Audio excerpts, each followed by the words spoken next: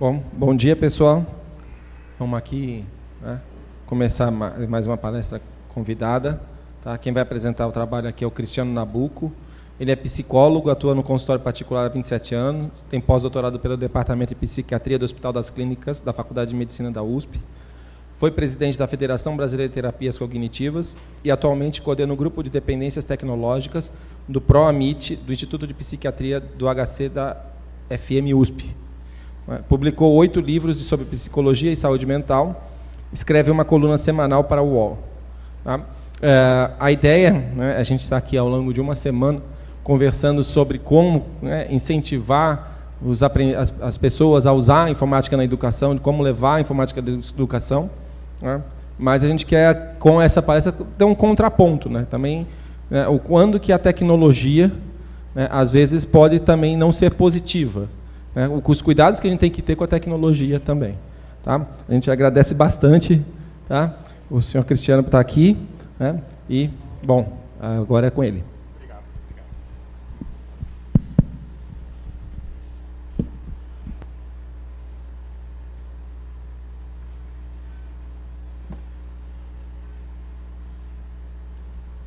Pessoal, bom dia, tudo bem? Queria agradecer a receptividade, agradecer o convite do professor. Na verdade, eu acho que essa fala de abertura ela é bem apropriada porque eu fiquei me imaginando aqui trazer uma série de informações e notícias que talvez não sejam tão agradáveis, né? E eu falei, puxa vida, né? O paladino das más informações, mas eu acho que de uma maneira ou de outra, né, é evidente que tudo que eu vou trazer aqui ocorre, né, de uma forma expressiva numa parcela da população, mas a ideia, eu acho que muito mais do que apenas levantar o contraponto de que, puxa, muitas vezes a tecnologia ela pode não ser tão interessante, eu acho que à medida em que a gente vai se debruçando sobre o outro lado da história, é sempre importante, a gente vai criando um pouquinho mais de lucidez, de raciocínio crítico, de avaliação, para que a gente possa, de fato, quando for endereçar os nossos esforços, nossos trabalhos, também se recordar que essa possibilidade pode aparecer. Tá? Então, vou falar para vocês aqui por em torno de uma hora e pouquinho. O professor falou que depois a gente vai abrir para perguntas. Se vocês quiserem levantar a mão e me perguntar, adoro ser interrompido, porque a gente vai conversando e a coisa fica mais solta. Tá? Então, bom, esse trabalho que eu faço lá no grupo de dependência tecnológica, ele tem já a duração de 6 anos. Na verdade, começou de uma forma muito curiosa. Eu fui fazer a apresentação de um trabalho num congresso internacional de psicoterapia lá em Estocolmo. E aí, a hora que eu saí da minha apresentação, na sala ao lado, como se fosse aqui, tinha um monte de gente sentada no chão. Tal. Foi como bom brasileiro, curioso. Foi bom, o que tem lá, né?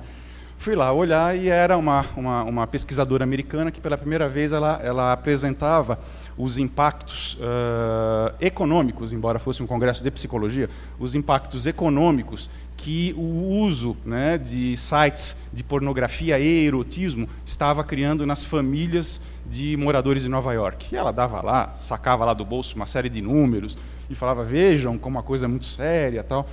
E eu fiquei, na medida em que eu peguei esse finalzinho da palestra, eu fiquei pensando, falei, puxa, antes de embarcar no avião, eu li aqui no jornal dados do Ibope que o Brasil, na ocasião, era o país que liderava o tempo gasto a partir das conexões domésticas no mundo. Então, há 7 anos atrás, o brasileiro era o que mais navegava em termos de tempo, né? Passado 6, 7 anos, as coisas continuam exatamente as mesmas, né? Ainda somos a liderança, né, do tempo gasto na conexão doméstica, né?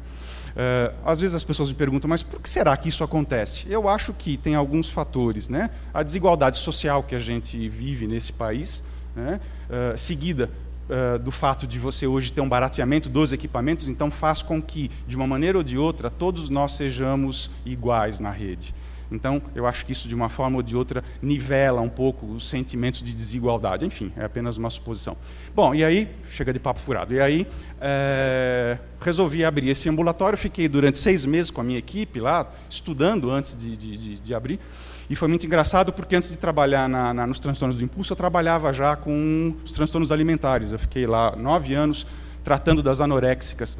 E aí a gente tinha mais ou menos uma frequência de pedidos, né? Então, nessa época ainda não tinha tanta internet, era muito fax, a gente tinha uma média aí de 5, 6 pedidos de tratamento. Olha, minha filha está morrendo, está com 20 quilos e tal. E quando eu abri esse ambulatório, eu não sei se foi no SPTV, foi alguma mídia aí, eu posso dizer para vocês que no dia seguinte, né, a minha fala, em apenas 4 horas, nós tivemos quase 180 chamadas telefônicas de gente falando, pelo amor de Deus, eu não sei mais o que fazer.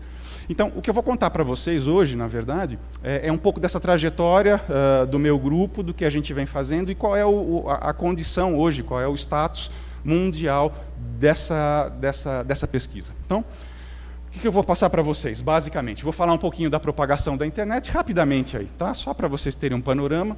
Vamos falar um pouquinho dessa geração digital, chamada de geração Y também, né? Vou falar um pouco da dependência de internet, que é o tema que hoje, embora ainda muito embrionário, é o mais robusto, né? E vou também introduzir rapidamente algumas questões ligadas à dependência de celular. E aí a gente vai concluir algumas coisas, né? Não tenho respostas para tudo, porque eu também estou estudando, né? A única coisa que eu sinto é que, na medida em que eu estudo, a gente sempre está atrasado, né? O que você vai observando acontecer na sociedade é como obra pública. A hora que entrega a estrada, já está atrasado 20 anos. Então, eu também me sinto atrasado 20 anos. Né? Mas, enfim, né? Antes atrasado do que sem qualquer consciência. Então, vamos lá. Vamos falar um pouquinho da propagação da internet. Esses dados que eu vou trazer para vocês aqui são dados do ano passado. Eu nem me preocupo muito em atualizá-los, porque, na verdade, eles são só o enquadre do que eu vou falar. Tá? Então, por exemplo, olha só. Número de usuários no mundo na década, em 2010, 825 milhões. Né? Então, você tem aí a divisão pelas diferentes regiões. América Latina, olha lá, Brasil lá em cima com 50 milhões. Hoje já se levanta que são 82 milhões de usuários. Então, o Brasil é o país que mais navega também aqui na América Latina em termos de tempo. Né? Então, olha só, na década passada, enquanto houve um aumento de 927%, no resto do mundo, 372%, no Brasil, olha só, de fato o negócio está explodindo. Né? Quer dizer, cada vez mais a população de baixa renda pode ter a perspectiva de acessar a internet. Né? E por que será que isso acontece? Né? Porque, de uma maneira ou de outra, o Brasil, como líder, né, tempo gasto, ele acaba revelando algumas curiosidades, como, por exemplo, essas. Né? Então, eu tenho a Lan House do Jô Duarte, Mercadinho, o Rivanet, né? Rivanet, e principalmente, aonde, né, gente? Nas favelas. Né? Até nas favelas eu posso navegar por R$1, passando a noite toda. Então, o que talvez na minha geração, muitas vezes eu não comia o lanche na escola para poder ir no fliperama da esquina jogar o pinball, né? Hoje o pessoal vai para essas lan houses e ficam. Então, isso, de fato, tem criado e cria continuadamente um impacto muito grande em todos os níveis, inclusive aqui nos pombos. Olha, ainda não me acostumei com essa tecnologia wireless. Né? Então, de fato, todo mundo tem que, de uma maneira ou de outra, se adaptar a essa nova realidade. Tá? Mas a grande pergunta que eu vou fazer para vocês é, como é que esses impactos são sentidos? Tudo bem, nós somos aqui crescidos, temos aqui maioridade, então a gente já tem um senso crítico um pouco maior do que está acontecendo, só que, na verdade, esse não é o grande alvo de preocupação nossa. Na verdade, a nossa preocupação maior é o que a gente vai chamar da geração digital, que foram os jovens que nasceram entre 1980, 90, né, mais 90 inclusive, e que foram criados com a perspectiva de sempre ter à sua mão algum tipo de mídia digital. Tá? Isso, segundo então as pessoas dizem, teria mudado completamente a configuração da cabeça dessas crianças, o que eles também chamam no inglês aí de mindset. Né? Quer dizer, a perspectiva de você analisar o mundo, de você entender as coisas, ela vem se modificando de uma forma muito drástica. Né?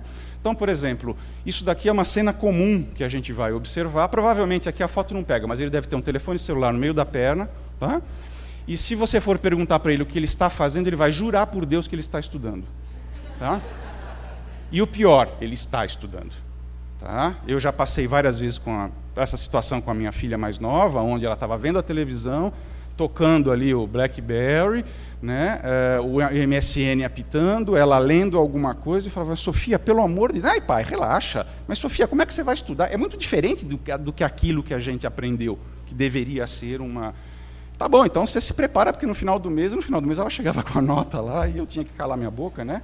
Enfim, então, de fato, é uma geração que ela é muito mais estimulada, né? Obviamente que o nosso cérebro ele é muito plástico, ele se adapta e ele responde a essa estimulação. Então, eles também são chamados de geração multitarefas, porque eles fazem várias coisas ao mesmo tempo, e principalmente, né, o contato dessa geração ele é mediado pelas mídias digitais.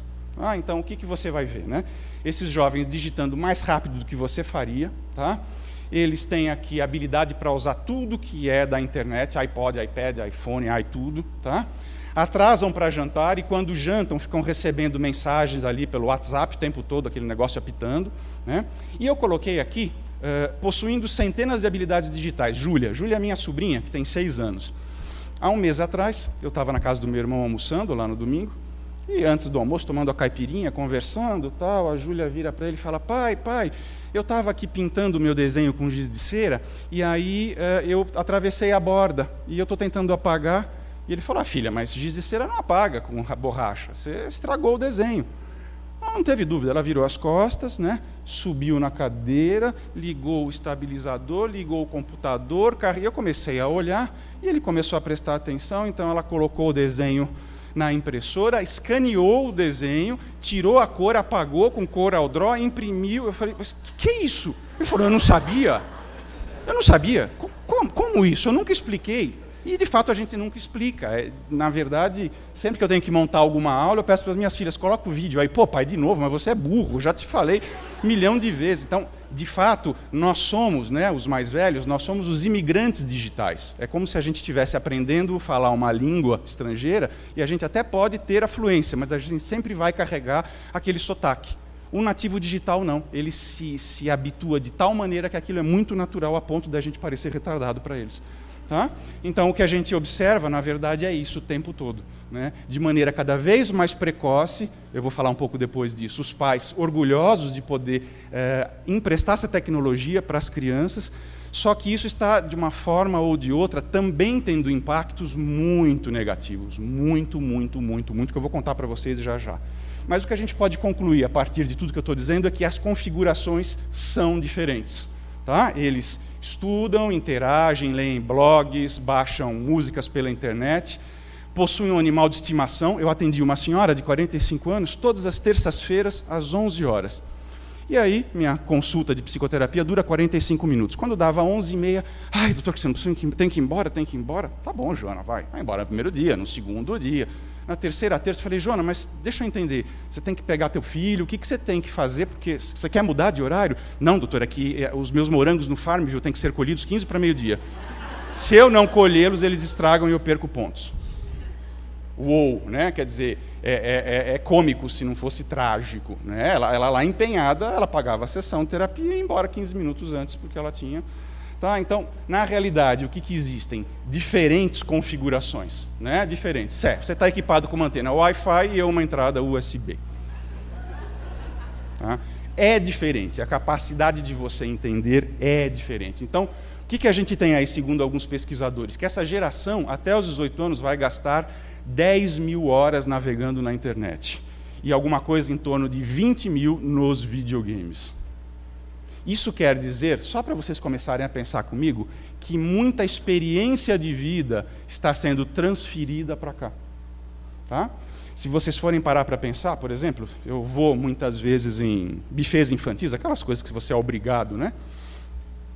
E eu estou sempre com o meu telefone celular tirando foto, né? Tirando foto no aeroporto. Outro dia uma mulher ficou brava comigo: você está tirando foto do meu filho? Bom, o menino estava no carrinho ali, mexendo no iPad. Falei: não, tenho que passar isso na minha aula, não é possível, né? Então, se perdeu completamente tá? Então, olha só que interessante, né? Dados já de 3 anos atrás. Né? A consultoria Casero indica um aumento significativo do total de indivíduos registrados em todo o mundo virtual. Incluindo estimativas, o número, né, desse setor totalizou 579 milhões de pessoas. E olha só, gente, a faixa etária, entre 10 e 15 anos. Tá? Então, a grande pergunta é: as coisas estariam mudando para essa geração? Tá? Sim, estariam mudando. Né? Esse slide aqui é de um menino de 6 anos americano, que é a pirâmide de Maslow, das prioridades básicas. Ele escreve, isso é sério, nem é piada, ele escreve que a internet é a necessidade mais básica dele. Tá? Então, alguns psicólogos sociais têm descrito, inclusive, que essa entrada da internet na vida das pessoas estaria, de uma maneira ou de outra, invertendo a pirâmide, aonde você tem lá no topo pais, professores, né? Quer dizer, os mais novos sempre se voltando para os mais velhos como uma fonte de referência, e hoje o que acontece? Né? Os mais velhos buscam os mais jovens para pedir esse tipo de informação. O próximo slide aqui é uma pauta publicitária que passou na Espanha há um ano atrás, tem que ser pequenininho, senão distorce, que mostra exatamente isso. Vamos ver se eu consigo. Hijo, ¿te puedo hacer una pregunta? Sí, pa, decime. ¿Qué es el portal web de personal? Celular, tá? Un portal web es como una página web, pero especialmente hecha para un celular. Son mucho más fáciles. ¿Y cómo hago para Para que entrar? serve esse portal, Mira, né? para entrar tenés que apretar acá donde dice acceso a internet y ahí ya puedes navegar por el portal web. ¿Y para qué sirve? Te puedes bajar juegos, videos, puedes usar el Messenger, te puedes bajar full MP3. ¿Full MP qué? Full MP3, pa. Músicas Son completas. canciones pero completas. Por eso lo de full. Gracias, hijo. Son tan lindos a veces. En junio navega gratis en Personal Web y bajate los contenidos que más te gusten. Então, de fato, está acontecendo isso nos lares de todo o mundo. Tá? Então, vamos agora falar um pouquinho desses efeitos, então, na cabeça dessas crianças. Então, o que a gente tem visto? Que a dependência de internet, de fato, ela vem aparecendo cada vez mais. A gente recebe uma média pelo nosso site, uma média de 10 ou 15 pedidos por semana de gente falando, pelo amor de Deus, me ajuda, meu casamento acabou, meu filho abandonou a escola. Então, o que você sabe? Que, na verdade, isso vem aparecendo no mundo todo como uma nova epidemia. Né? Quer dizer, um problema que merece atenção, embora, vamos lá, embora ainda não seja reconhecido como uma classificação oficial pela psiquiatria. Né? Mas não é porque não é reconhecida que a gente não perceba essa existência. Então, como é que começou essa história? Lá atrás, 1995, eles começaram a colocar um pouquinho que, puxa, né, existe aí um exagero de internet, né, advogados falando, o jornal, a mídia. Então, alguns nomes foram propostos. Né? O que, na verdade, se firmou aí mais utilizado é o Internet Addiction, ou dependência de internet, vício em internet, enfim. E quais são, então, os critérios? Né? É quanto tempo o cara está navegando? Né? É a faixa etária dele? É se ele fica navegando em site pornográfico, erótico? É se ele tem depressão? Né? Então, quais são os critérios? Então, vamos lá, prestem atenção. Primeiro deles, o indivíduo ele tem que ter uma preocupação excessiva com a internet. Quando a gente abriu o primeiro ambulatório, foi engraçado que era uma sala mais ou menos como essa, com várias portas e vários ambulatórios e vários serviços. Né? Então, ambulatório de depressão, ambulatório de transtornos alimentares, álcool e drogas, e o nosso. E aí, bom, você tem que chegar lá com o nome para chamar a pessoa, fulano, tal, né, para passar pelo médico, tal. Vocês sabem como é que estavam os nossos pacientes? Todos no computador. Todos no computador, tá? Então, eles ficam na internet o tempo todo. Como o uso de álcool e drogas, eles precisam de cada vez mais tempo para ter aquela mesma satisfação. O cara cheira uma carreira de cocaína, depois ele precisa duas, depois as duas não satisfazem mais, ele é um copo de uísque, 2, 3. Então, a internet vai na mesma linha. Tá? O indivíduo, muitas vezes, tem consciência de que ele está exagerando, só que ele não consegue reduzir o tempo. Tá? Quando você restringe esse uso, ele fica irritado, tá? Ele fica com o que a gente chama de humor disfórico. Tá? Ele acaba ficando mais tempo online do que ele pretendia e, finalmente, né, ele vai ter ou trabalho em risco, ou problemas com a família. Tá? Para vocês terem uma ideia, tem um pacientezinho que apareceu lá no IPQ, em que a mãe falou assim, doutor, nós estamos trazendo aqui meu filho porque ele não sai da internet. Ah, então tá bom, dona Maricota. Né? Sentei na frente dela, do menino, tal. Falei, dona Maricota, mas me conte uma coisa. Ele com o cabelo até aqui, o que acontece com o seu filho? Ah, doutor, ele está 3 anos sem sair de casa. Eu tive que trazê-lo à força aqui. Né? E ele com aquela cara assim, né? Bom, mas e aí, dona Maricota? Deixa eu entender, então. O que acontece? Ah, o que acontece com ele é que ele fica 55 horas à frente do computador. Como assim 55 horas? Doutor, o senhor é surdo? Não, dona Maricota, ela estava muito brava. 55 horas em frente ao computador. Então, posso imaginar que ele não se alimenta. Não se alimenta. E ele faz xixi? Doutor, o senhor é surdo e burro. Ele faz xixi na calça. Oi? E o número 2? O senhor de fato é burro. Tem alguma outra pessoa para me entrevistar ou não? Não, calma, dona Maricota. Ele evacua na calça. Então, com uma mão ele fica jogando, com a outra ele tira a cueca suja de fezes e arremessa pela janela. Por quê? Porque a cada 8 horas que ele fica conectado, ele sobe o score do jogo lá, Call of Duty, tá? Entra no Mercado Livre e vende por R$500. Então, por exemplo, um garoto de classe média, média alta, que pode pagar os R$500, mas que tem uma baixa autoestima, vai lá, cacifa os 500 e ele fica de novo. Aí o menino olha para mim, faz assim com o cabelo e fala: tio, se bobear, ganho mais que você, viu?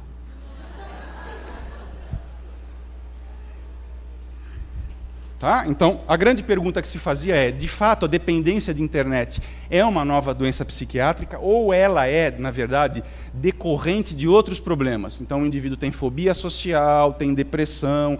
O que acontece? Na verdade, os indivíduos apresentam problemas anteriores e aí a dependência de internet se instala como uma nova categoria. Tá? Então, curiosidades, para vocês verem só. A cada 1,3 segundos é criado um novo blog. O Second Life, que é aquele jogo de realidade virtual, né? Ele efetuou a venda de um terreno para uma construtora. Tá? Então, é como se as pessoas estivessem efetivamente se mudando para lá. Tá? Então, olha, alguns achados. A mulher falando aqui, não, pegue meus filhos, descendo a escada, primeira porta à esquerda. Tá? Indivíduos buscam a internet como fonte de conforto. Essa é a grande ideia que vocês têm que prestar atenção. Advogados de família relatam observar um aumento de divórcio em função do cyber affairs. Nos Estados Unidos, hoje, 92% dos divórcios ocorrem em função dos casos cibernéticos. 92%. Na França, 60%. Pensem comigo, olha só. Né? A gente vai lá, abre uma rede social, um Face, por exemplo. Quem que você vai procurar? Quem que você vai buscar lá? Eu aposto que quando vocês entraram, vocês foram procurar o primeiro ou a primeira ex-namorada. Óbvio. Para ver se está gordo, careca, se está vivo. O que acontece? A hora que você entra em contato com aquilo ativa aquelas memórias que você tinha, daquela realidade não vivida, carregada de afeto. Aí você olha para o seu relacionamento e você fala... né? Então você começa a teclar como algo, e aí, como é que você está?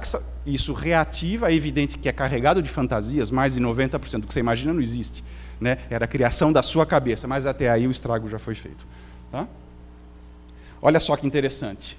Rastrearam as 10 maiores corporações norte-americanas. Apenas 23% do material dizia respeito ao trabalho. O resto era só assuntos pessoais. Tá?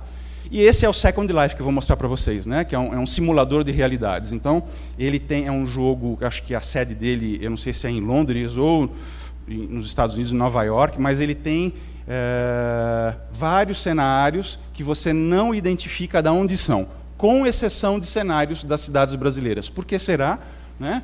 Aqui é Ipanema, Calçadão de São Paulo, e aqui é Copacabana. Tá? Então, essa é a primeira charge que saiu no New York, no The New Yorker. Né? Na internet, ninguém sabe que você é um cachorro. Então, essa é a grande questão. Quer dizer, a realidade permite que o indivíduo controle aquilo que ele vai passar para o outro, e ele, dessa forma, consegue contornar todas as imperfeições ou aquilo que ele não gostaria de mostrar para o outro. Por isso que ela se torna uma janela para o mundo, onde lá eu sou alguém que eu não consigo ser na minha vida. Tá? Então, muito rapidamente, no caso de indivíduos com baixa autoestima, a internet se torna o principal meio de sobrevivência, porque lá eu me sinto alguém. Tá? Então, olha só que interessante, né? Foto do indivíduo na realidade, né? E o indivíduo no Second Life. Realidade, Second Life.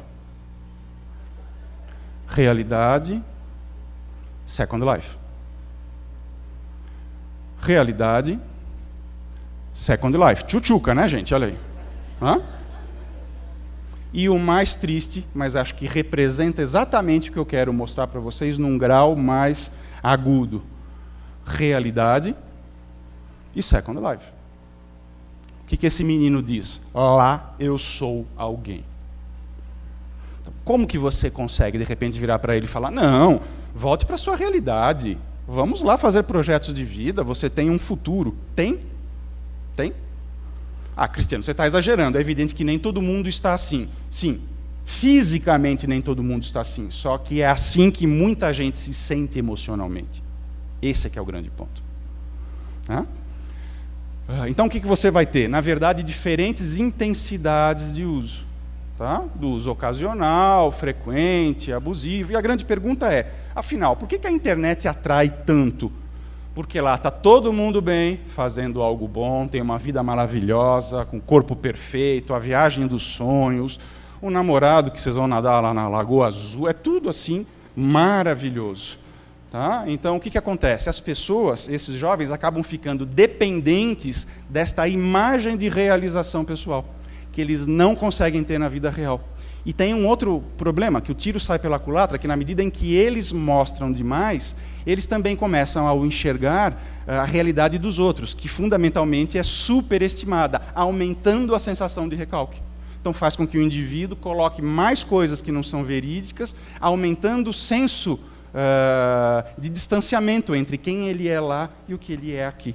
Tá? Então, o que eles dizem é o seguinte: no início da história da humanidade se valorizava muito o saber, né? Quer dizer, o conhecimento. Se for pegar lá nas escolas gregas, né? Era muito importante. À medida em que você vai passando o tempo, o saber vai cedendo lugar ao ter, né? Então você vai pegar a Idade Média, os castelos, os reis. Hoje talvez não seja mais nem saber nem ter, hoje é aparentar. Quanto mais eu conseguir aparentar, mais eu tenho uma noção social do meu valor. Tá? Então, o que a gente percebe é que existe continuadamente uma busca de notoriedade o tempo todo. E esses jovens passam a trocar a vida real pela vida virtual. Tá? Olha que fala aqui o Lucas: ninguém me trata tão bem como meus amigos do videogame. Deixa eu passar um vídeo para vocês agora, que é de um jovem alemão. Vamos ver se...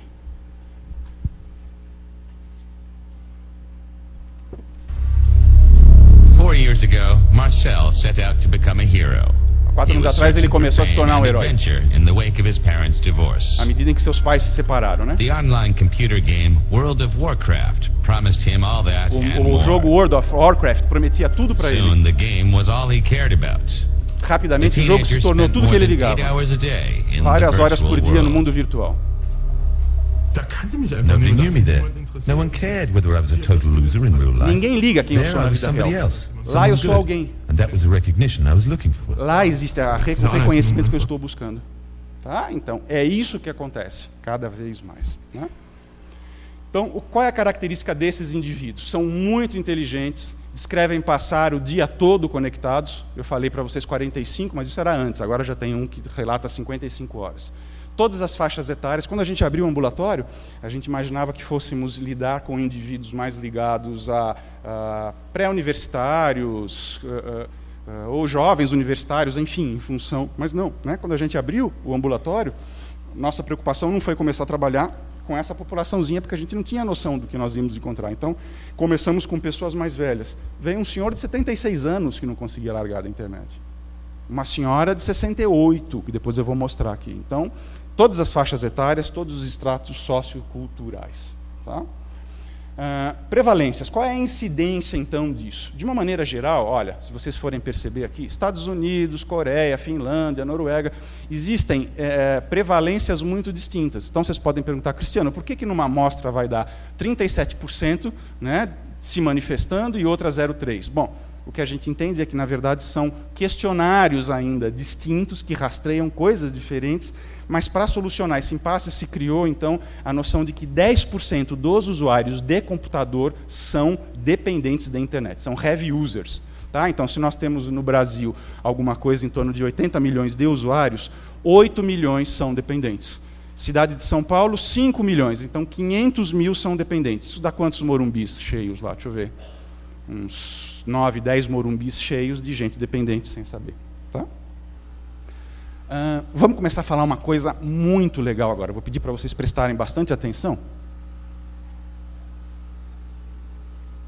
Isso é a parte central de uma das coisas que eu quero passar. Então, O que é a neuropsicologia? A neuropsicologia vai analisar qual é o caminho, né, que as sinapses, que os estímulos percorrem o nosso cérebro na hora de você interagir com o mundo. Tá?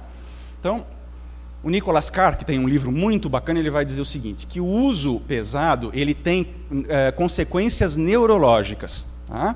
Um indivíduo que navega, que surfa na internet, ele exibe padrões cerebrais muito diferentes de quando uma pessoa lê um livro. Então, o que eles vão falar? Né? Olha que interessante.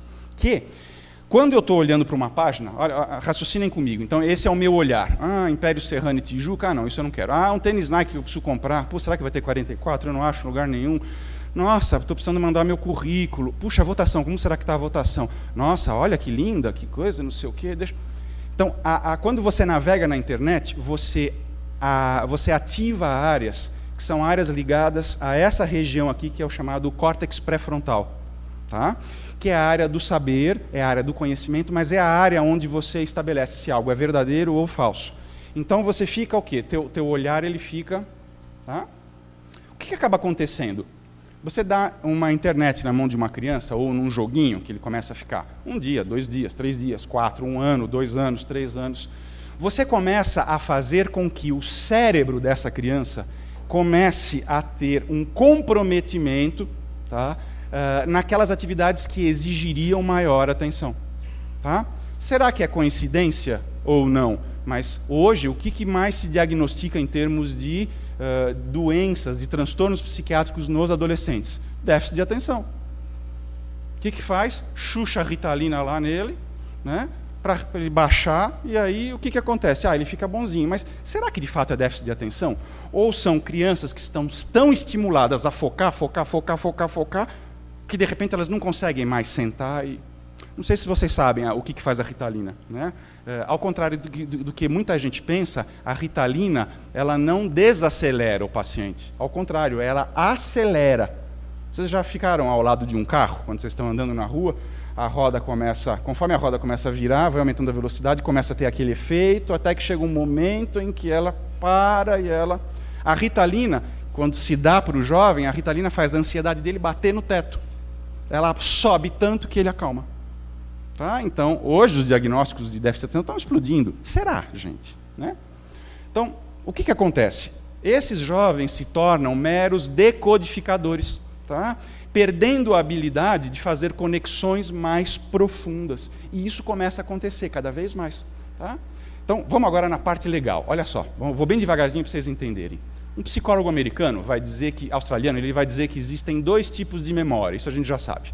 Memória de curto, tá? E memória de longo prazo. Tá? Então, enquanto vocês estão me ouvindo aqui, vocês estão pegando essas impressões, passando pela memória de curto prazo, tá? E a hora que vocês esquecem o que eu falei, essa memória de curto prazo é jogada lá para trás para a memória de longo prazo. Puxa, o que o Cristiano está falando tem a ver mesmo, olha só. Nessa hora que eu faço as minhas associações, eu estou trazendo de volta a memória de longo prazo para fazer as conexões. Tá? E essa memória de curto prazo, ela é também chamada de memória de trabalho. É como se fosse o carrinho que eu estou carregando informação de lá para cá. Então, o que acontece? Olha só, a memória de trabalho, essa que vocês estão aqui ouvindo a minha fala, ela vai transferindo a informação imediata para lá para o fundo, para o baú das coisas. Tá? Ou seja, cada vez que vocês pensam em alguma coisa, é a memória de trabalho que está focando. Vamos lembrar da primeira festa de aniversário que vocês tiveram lá na praia? Opa, você vai lá para a memória de longo prazo, puxa, traz no carrinho de novo. Minha festa de aniversário. Então, a memória de trabalho é a que faz essa ponte. Tá? Nós não somos conscientes dessa memória de trabalho. Tá? Então, o que acontece? Quando nós vamos pensar a respeito de alguma coisa, a gente tem que trazer de volta essa memória de longo prazo. Estão acompanhando aqui ou não? Curto prazo, longo prazo, memória de trabalho, que é a que faz a ponte. Tá? O que acontece? Esse teórico vai falar, imagine encher uma banheira com um dedal. Espera aí, Cristiano, agora você viajou. Vamos lá. O que ele quer dizer isso? Que quando você está ouvindo alguma coisa, na medida em que vocês estão ouvindo minha fala, é como se fosse uma banheira cheia e a memória de trabalho de vocês é o dedal. O Cristiano falou uma coisa, joga lá para trás. Olha, ele fez uma outra associação, joga lá para trás. Tá? O que eles vão dizer? Né? Que Velocidade, fluxo e quantidade determinam esse processo. Quando vocês ouvem a minha aula, né, ou quando vocês leem um livro, o que vocês fazem? Vocês param, de repente, olham para cima, enchendo o dedal e jogando. Vocês precisam de um tempo para fazer as conexões. Tá? Então, por exemplo, ao se ler um livro, podemos controlar essa cadência de informação que entra. Tá? Aos poucos, essa informação vai entrando lá no fundo e vai se fixando. A informação que flui nessa memória de trabalho, ela é chamada de carga cognitiva. O meu dedal ele tem uma capacidade de encher informações.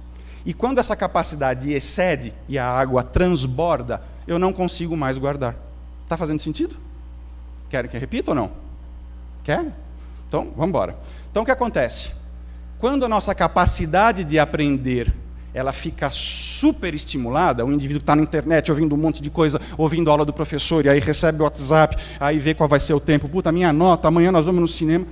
A capacidade dele fica limitada, ou seja, o indivíduo não consegue se recordar destas multi-coisas que ele está fazendo. Porque a quantidade de informação está transbordando no dedal, e ele não consegue jogar as coisas lá para trás para se recordar depois. Então, olha o que eles falam, né? Que uma carga cognitiva alta amplifica o grau de distração de uma experiência. E alguns estudos já correlacionam, né? Sobrecarga dessa memória com déficit de atenção. Tá aí a explicação, então. Por que será que existe tanto déficit de atenção? Ou seja, quando a gente atinge o limite do que você consegue abstrair, você começa a perder a informação. Então, o que a gente diria é que esses jovens, né, essa é uma metáfora que se usa muito na neurociência, que os neurônios que disparam juntos tendem a se conectar. Quando eu começo a fazer isso uma vez, duas, três, quatro, esse se torna o padrão básico para mim, né, enquanto pessoa, interpretar o mundo. Ou seja, se torna então um modelo primário de pensamento. Esse indivíduo fica tão super estimulado que ele não consegue mais ler uma página de um livro. Não lê. Tá? Eu escrevo para o UOL lá uma vez por semana, e aí no começo eu fiquei todo animado, escrevi um texto de 3 laudas, e o pessoal ligava lá, doutor Cristiano, pelo amor de Deus, é muito longo. Como muito longo? 2 laudas e meia. Doutor Cristiano, se tiver mais do que uma lauda, eles não leem. Como não lê? Não lê. Pega o dedo indicador do senhor, pois não. Aperta o page down. O leitor da internet só lê um page down. Mas, gente, isso é um absurdo. Mas é o que é. Aí eu comecei a reduzir o tamanho, aí começou a ter mais acesso. Pode. Enfim. Tá? E aí eles começaram, então, os educadores, que legal, isso cabe a vocês. Os educadores começaram a fazer alguns experimentos. Né? Lá atrás, eles ficaram animados com essa perspectiva, então, de você ter o acesso à internet. Né? Falaram aí da tecnologia da liberação, que você iria conseguir sair dos limites da sala de aula. Né? E o que acontece? Esse entusiasmo caiu, porque eles começaram a fazer alguns experimentos. Então, eles deram um deles, por exemplo, vocês sabem melhor que eu isso, né? A leitura no computador e a leitura no livro. Qual foi o resultado? Quem lia no computador levava mais tempo. Quando questionado, relatava mais confusão. 3/4 afirmavam ter dificuldade. A maioria deles dizia que a história era quebrada. Eles não conseguiam ler no computador, exatamente pelo modelo condicionado que você já está. Tá? Novo teste, com uma história mais curta, mesmos resultados. Revisão de 2 textos. Quanto mais links, maior a confusão. Então, aquela história que a gente vê muita escola falando, não, vamos dar um computador, um laptop para a criança, assim ele pode, à medida em que eu dou a aula, também pesquisar. Tá? Ou seja, os experimentos sugerem uma forte correlação entre quanto mais links, mais desorientação. Porque maior é a carga cognitiva que transborda e a criança não aprende.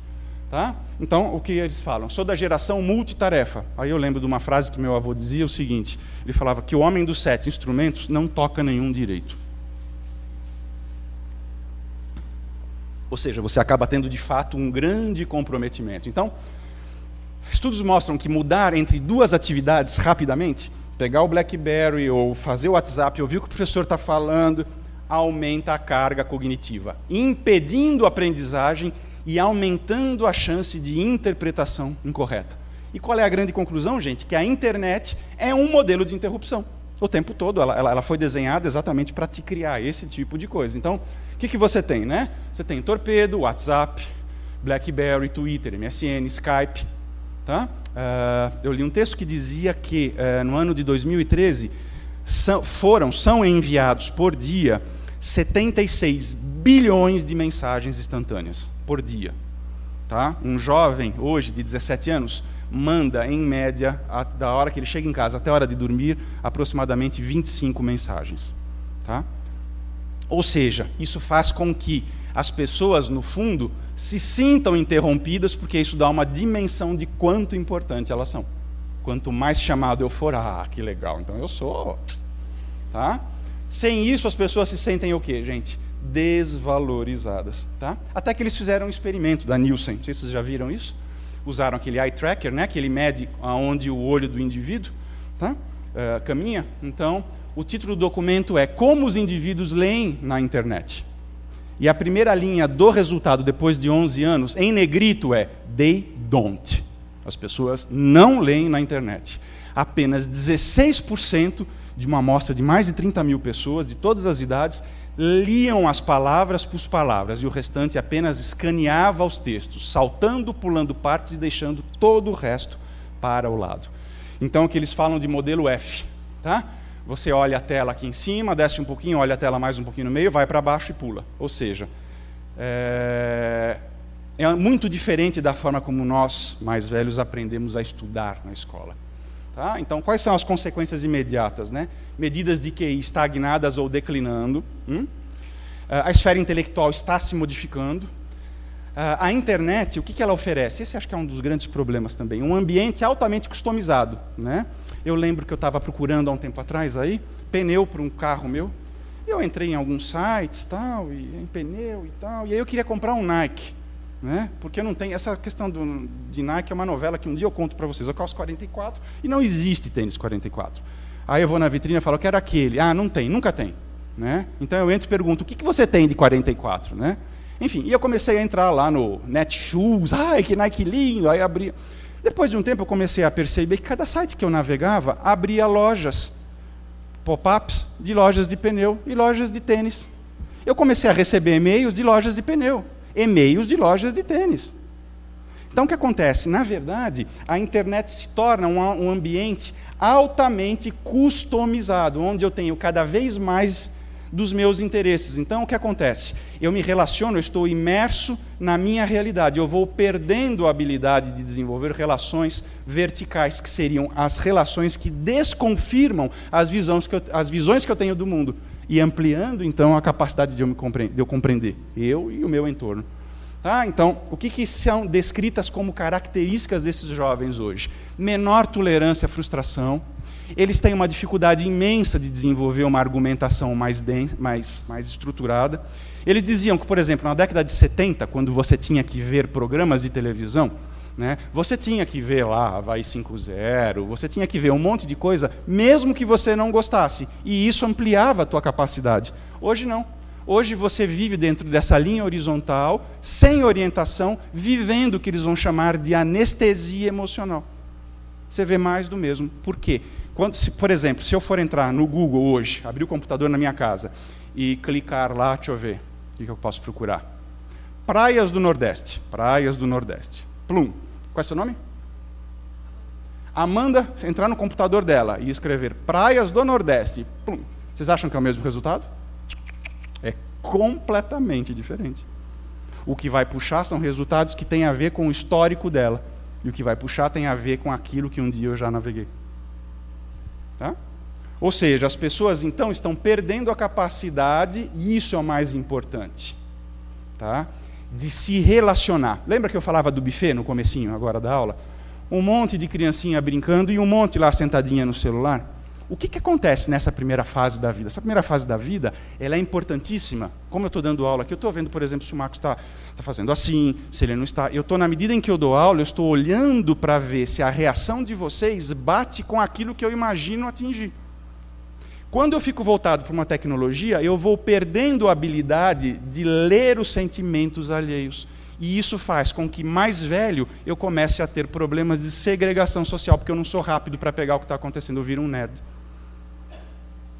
Estão pegando? Tá? Mas é legal dar celular para o filho. Dá para o filho, 2 anos, dá, é muito legal.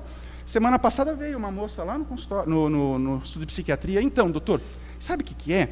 Meu filho não sai da cama se a gente não der o celular para ele. É mesmo, dona Maricota? Não sai da cama. É muito triste, doutor. E, ele não almoça, doutor, se a gente não der o celular para ele. Ele não vai dormir depois do almoço? Falei, ops, ele não vai dormir depois do almoço se a gente não der o celular. Falei, caraca, que idade tem essa criança? Então, doutor, mas o problema maior não é esse. Qual é, dona Maricota? O problema maior é quando a gente vai ao shopping. Por que, dona Maricota? Porque ele larga da mão da gente, larga da mão? Que idade tem essa criança? Ele larga da mão e corre para as lojas pedindo colo para as balconistas. Porque no colo ele consegue acessar os computadores das lojas. Dona Maricota, que idade tem seu filho? Ai, doutor, 2 anos e 4 meses. Vocês vão falar que o problema é da tecnologia ou do filho? Não, óbvio que não. Aí é fácil falar mal da tecnologia, entendeu? O que essa mulher, ou a outra que o filho fica 55 horas, o que essa mulher faz da vida para ter permitido que o filho ficasse 55 horas na frente do computador?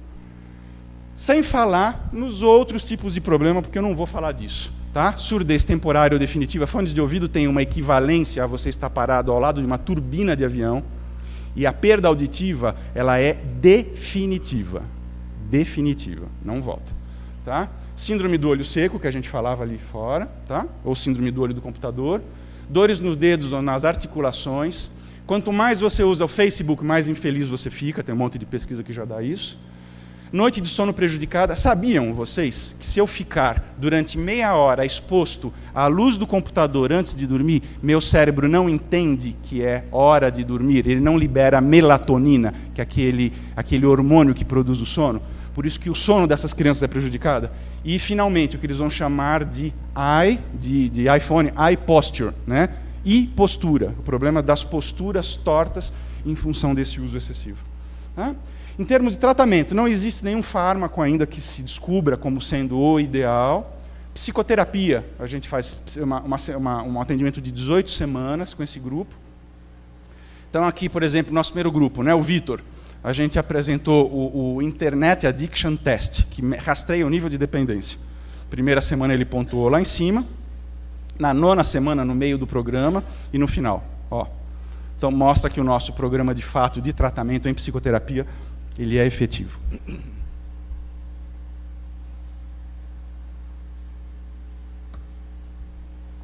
Segundo, tá? Algumas falas. Né? Em 18 semanas, Rodolfo, 71 anos, em 18 semanas descobri que podia valorizar mais meu passado e ter um presente menos esquecido. Ele, quando chegou lá, ele falava que a internet era o Prozac virtual dele. Ele levantava, ligava o computador com o dedão do pé e ia fazer xixi, para não ter que ficar esperando o computador carregar para ele poder voltar. O Rodolfo, né? Ele desenvolveu uma relação afetiva com uma senhora japonesa durante 5 anos. Até que quando ele está no meio do tratamento, ele fala, eu cansei dessa brincadeira de internet. Começou a fazer efeito já o tratamento. Cansei, eu vou escrever para ela, eu vou até o Japão. E ele vira, vai para casa lá. Então, Yoko, quero te conhecer. Me dá seu endereço aí, vamos montar. O que ele descobriu? Que a Yoko morava a 4 quadras da casa dele. Dona Sueli recebia uma média de 4.000 e-mails por dia, porque ela se aposentou, ela perdeu a função social e ela ficava mandando e-mail para pedir identidade da comunidade, blá, blá, blá. Espero que muitos como nós possam ouvir sobre vocês, como eu ouvi, e acordem para ser ajudados. Tá? Então esse é o site que a gente tem, né, onde o indivíduo navega, lá, a hora que ele passa aqui em cima, acende. Alguns pedidos, né? Olha lá. Venho pedir socorro, pois aos poucos me tornei um viciado, sem perceber. Tenho problemas na escola, no meu namoro, vida social, não consigo me concentrar mais em nada. Olha lá, lembra que eu falei? Noites de sono, vou dormir tarde, fico nervoso, sou um adolescente de 17 anos e não sei mais o que fazer. Minha única chance são vocês. Socorro, socorro, socorro. Bom, socorro assim é inacreditável que aparece. Boa tarde, gente. Preciso urgentemente de ajuda. Meu casamento de 15 anos está acabando por causa da internet. Meu marido fica viciado nas salas de bate-papo, tal, blá, blá, blá. Preciso de ajuda, preciso salvar meu casamento. Tenho um filho de 23 anos viciado em jogos. Mora em tal, há 6 anos com a minha mãe, já tentei formas, tal. Me ajudem. Tá? E esse é o e-mail mais dramático que a gente já recebeu.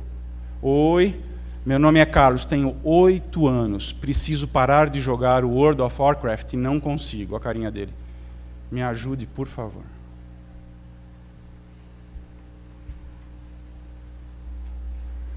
Rapidinho do celular. Bom, esse é outro problema agora, né? Porque o celular, que antes não tinha a perspectiva do contato, hoje ele te dá a internet móvel, né?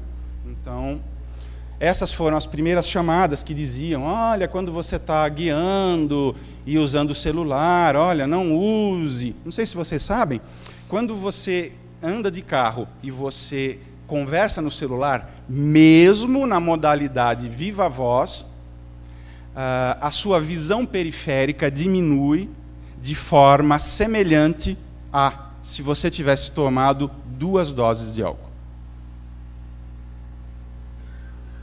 É igual. Tá? Então, isso começa lá nos Estados Unidos em 77. Tá? Haviam 2.000 usuários. Prestem atenção nessa figurinha aqui para vocês entenderem. Né? No Brasil, 257 milhões de celulares, quase 2 por pessoa, né? 1 e pouquinho. No mundo, 7 bilhões de pessoas. Esse dado já está errado. 6,39 bilhões têm uma linha de celular. Ou seja, o celular chega em locais aonde nem o saneamento básico chega, nem a água potável chega. Tá? Pesquisadores ingleses batizaram isso de nomofobia, de no mobile, sem o telefone. Tá? Tive uma pacientezinha que foi para Ilhéus, a hora que ela desceu do avião e viu que ela estava sem o celular, ela teve uma crise nervosa e só saiu do aeroporto a hora que a mãe mandou o telefone no próximo voo. Tá? Alguns achados, rapidamente aqui. 32% de uma amostra fracassam na hora de reduzir o uso, não conseguem reduzir. Tá? Passa de 3 a 5 horas, tá? Envia pelo menos 5 mensagens por texto. Muito mais, né? Acho que hoje daqui já está. Isso é ridículo, né? Tá? Outro estudo, né? Score positivo entre dependência e desorganização. Tá? O que mais? A grande pergunta que se faz hoje é, mas vocês estão querendo patologizar tudo? Né? Tudo pode se virar uma dependência? Então o que eles vão falar? Que qualquer comportamento pode virar patológico, se ele crescer numa intensidade que ele começa a interferir no seu cotidiano. Tá? Então, hoje a gente vai dizer que essa dependência, essa adição, é uma adição sem droga. Eu tenho no álcool e droga os vícios químicos e aqui eu tenho um vício comportamental. Um estudo recente mostra que eu tenho um neurônio e o neurônio ele é envolvido de uma substância branca, de gordura, chamada bainha de mielina. Tá? Quando o indivíduo usa muito álcool e droga, essa bainha de mielina ela fica tão estimulada como se fosse um fio que você enfia na tomada e pum, ele estoura. Queima a bainha de mielina. E eles acharam que indivíduos dependentes de celular e de internet têm desgaste da bainha de mielina. Então, por quê? Olha só. O que é um celular? Máquina fotográfica, rede social, GPS, música, filmadora, minha agenda, eu escrevo, despertador. Óbvio, isso vira o quê? Um portal pessoal, altamente personalizado, que reflete as preferências das pessoas. É óbvio que vou ter cada vez mais o apego a esse tipo de coisa. Tá? Ele me confere prestígio. Minha filha, quando me pediu um BlackBerry, alguns anos atrás, eu falei, não vou dar um BlackBerry. Mas, pai, só custa R$800. Você está louca? Não, se vira, não vou dar dinheiro. Ela ficou 6 meses sem sair. Foi na casa de uma avó, pediu dinheiro. Eu ajudo a fazer isso, eu ajudo não sei o quê, R$10, 15. Comprou o BlackBerry. Você paga a conta, pai? Já tem estudos mostrando que indivíduos que não têm a tecnologia sofrem bullying na escola. Então, qual é a saída? Eu juro que eu não sei dizer. Entendeu? Tá? Então, uso prejudicial em acidentes, endividamento, bullying ou sexting. Sabem o que é sexting? Eu tirar uma foto minha sem roupa e mandar para minha namorada. Minha namorada tem uma melhor amiga que... Tá? 60% dos jovens americanos já praticaram sexting. Tá? Que mais?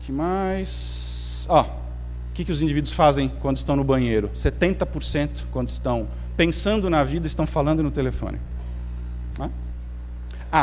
Isso aqui eu nem ia trazer para vocês, porque ainda... Mas vamos lá, é para a gente ouvir com parcimônia. Existe uma corrente aí, principalmente na Suíça, que eles estão dizendo que a energia que emite um celular, a energia térmica, é exatamente ou quase igual à do micro-ondas. Isso daqui é o que acontece com a região da tua cabeça depois de 15 minutos que você está no telefone. Então, eles já estão associando ao aparecimento de câncer. Então, o que eles vão dizer? Pelo amor de Deus, né? Prudência é recomendada. Eu, quando uso meu celular, eu falo, eu ponho viva voz e eu falo, não encoste, tá? Mas isso ainda, tá? Muitos americanos têm naquele programa do Larry King lá, vários neurologistas jurando por Deus que traz câncer, sim, né? Imagine no caso daquelas babás eletrônicas que você deixa do lado do berço da criança, aquilo emitindo radiação o tempo todo, com o crânio mais fininho passando a radiação. Tá? Enfim, acho que é isso que eu queria passar para vocês. Conclusões. O que a gente pode concluir disso tudo, né?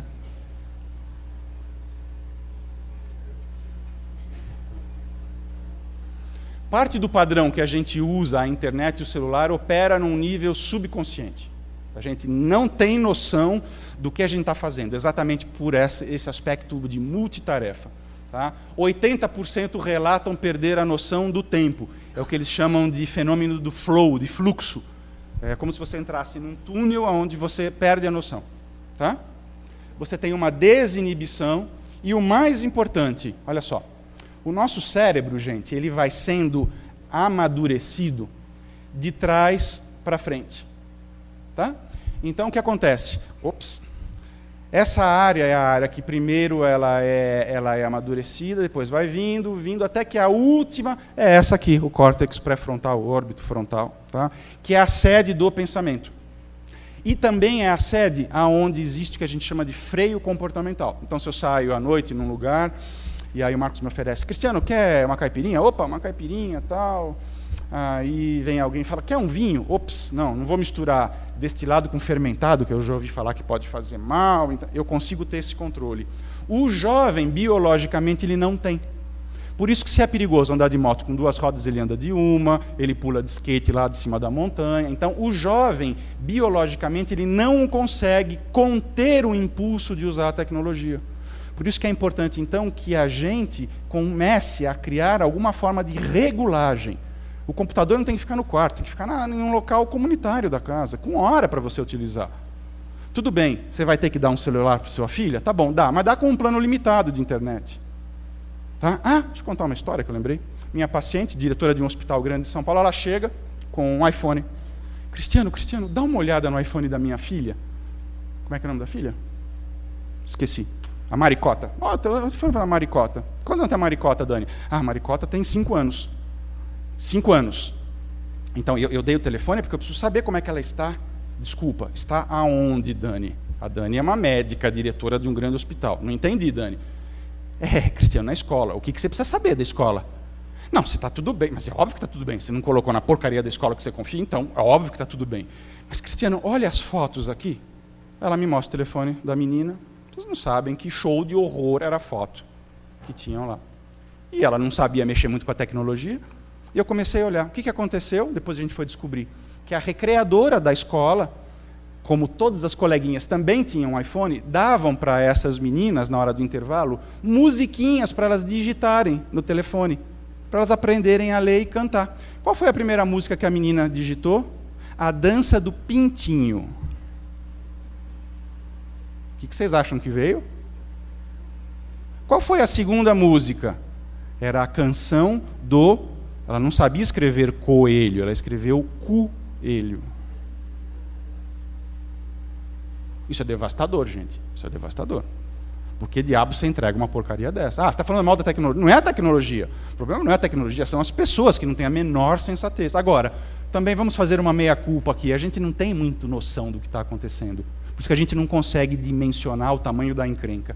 Tá? Então, essas crianças ficam o tempo todo porque elas têm acesso, tá? 24 horas por dia, 7 dias por semana, elas não têm custo e elas se sentem anônimas. Tudo ao alcance de um clique. Então, algumas frases começam a aparecer. A tecnologia é mais sensível do que as relações humanas, além do fato de apresentarem menor risco. Eu controlo o ambiente. Esse é o grande mote do que eu quero mostrar para vocês. Tá? Olha essa frase da Sherry Turkle. Somos sozinhos, mas receosos de desenvolver a intimidade. As conexões digitais podem nos oferecer a ilusão da companhia, porque é uma ilusão, sem as demandas de uma verdadeira amizade. Então lá eu sou quem eu quero, eu controlo, cansei, eu desligo, tá? Ou seja, nossos jovens são o tubo de ensaio, vão dormir usando a tecnologia e acordam com a tecnologia, substitui aonde as pessoas falham, né? E mais, acho que isso talvez deva aumentar cada vez mais. Tá? Ou seja, a vida virtual, ao mesmo tempo que nos conecta, também nos isola. Eu costumo dizer que a vida digital, ela aproxima quem está distante, mas ela distancia quem está perto. Porque você fica o tempo todo lá e você não interage. Tá?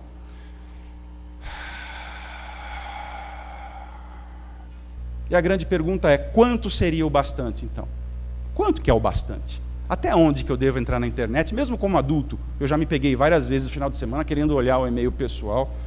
Então, como vocês são uma plateia de adultos, eu vou mostrar o Kama Sutra dos computadores do século XXI. Tá? É meio pesado, mas vamos embora.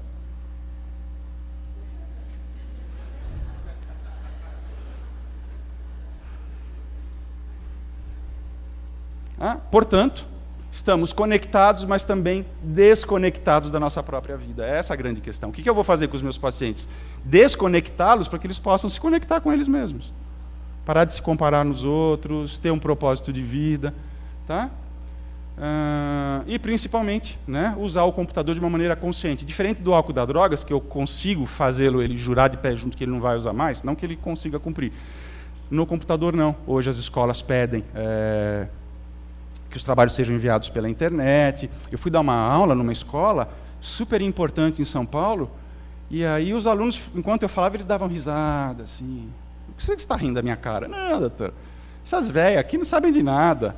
Né? Tem aqui a rede Wi-Fi aberta, a gente cola com um torpedo o tempo todo, um do outro fotografa a prova, manda por WhatsApp, eles nem sabem o que está acontecendo.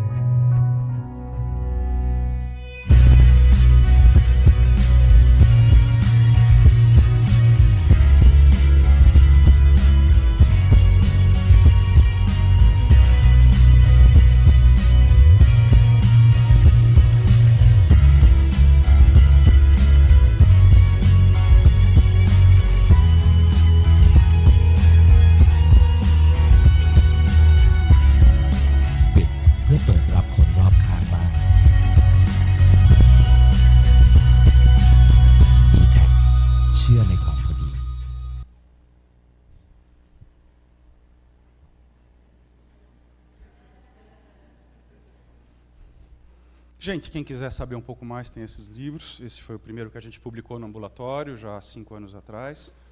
Esse é o Internet Addiction, que foi publicado comigo e com a Kimber nos Estados Unidos no ano passado. Ele já foi traduzido para 8 idiomas, em português, Dependência de Internet. E esse último que a gente lançou esse ano, que é bem legal. Então, é uma visão pedagógica, uma visão ortopédica, uma visão jurídica, uma visão filosófica. Tá? Obrigado, gente.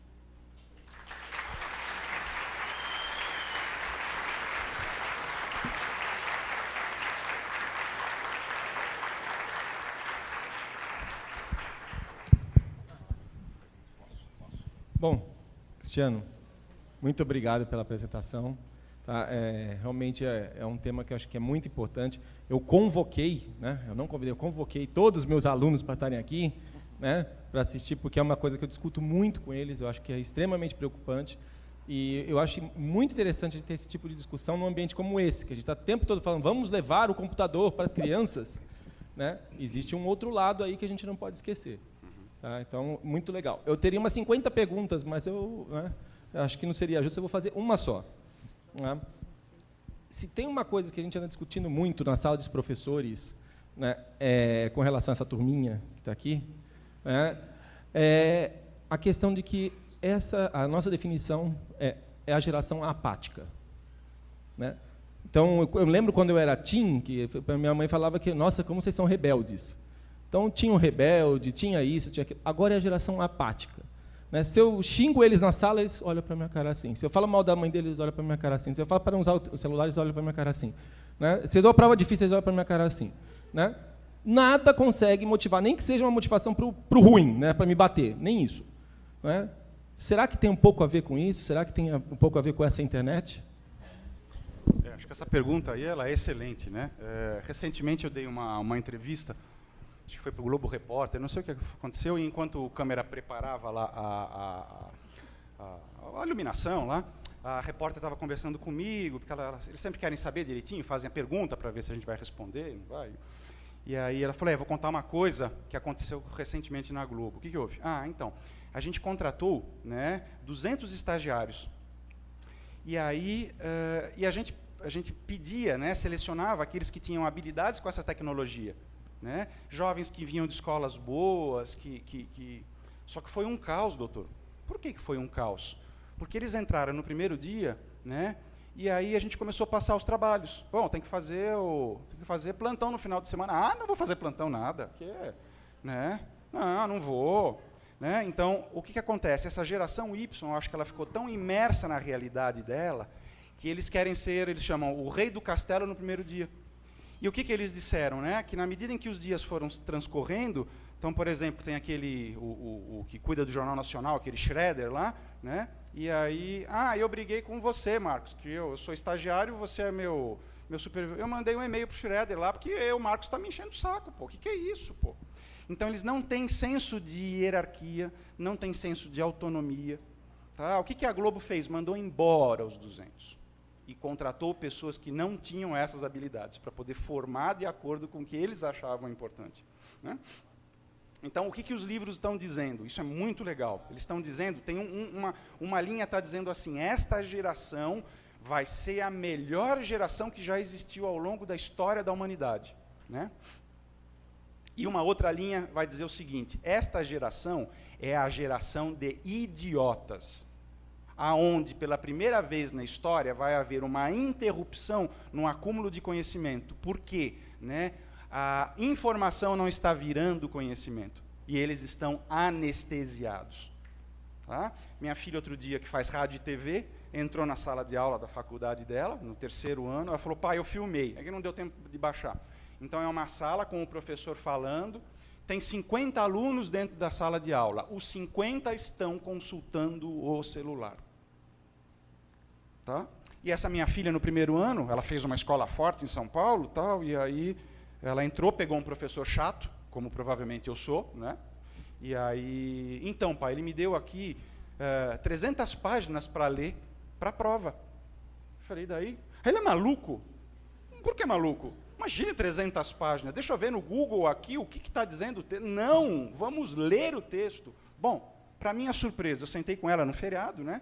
Vai, pega a marca-texto aí. Para que marca-texto, pai? Abre aí a primeira página. Leia a primeira página. Tá, li. O que você entendeu?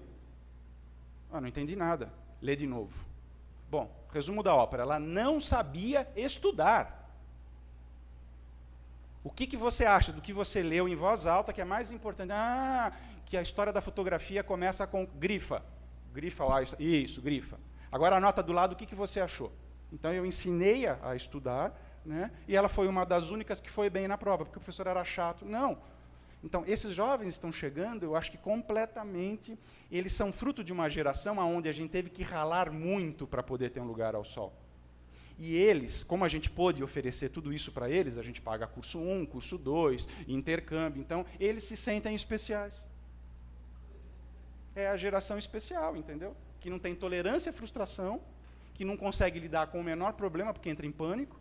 Então, eu acho que o futuro ele é sombrio. Ou as pessoas acordam para que isso daqui seja um meio de conexão e um meio que te facilite, ou nós vamos ter um comprometimento sério na história, nos congressos, porque eles estão absolutamente alienados. Eles estão imersos neles mesmos e eles perderam a habilidade de dialogar com você.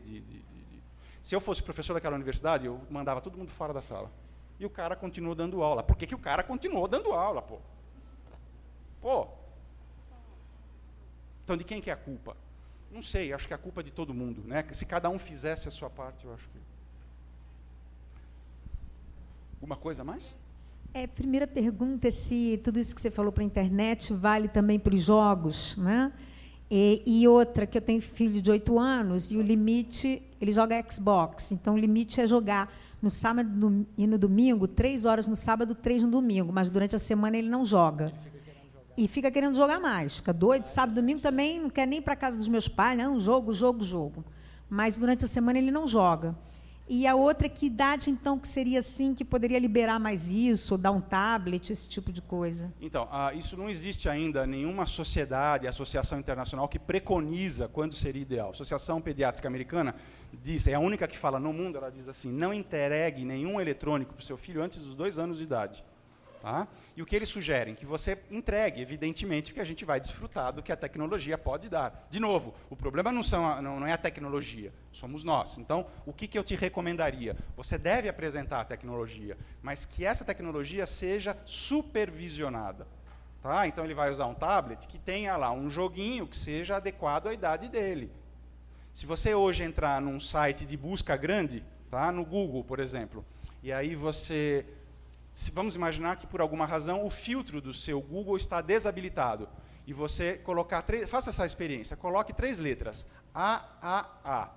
Puxa. Você vai ver que vai vir de pornografia.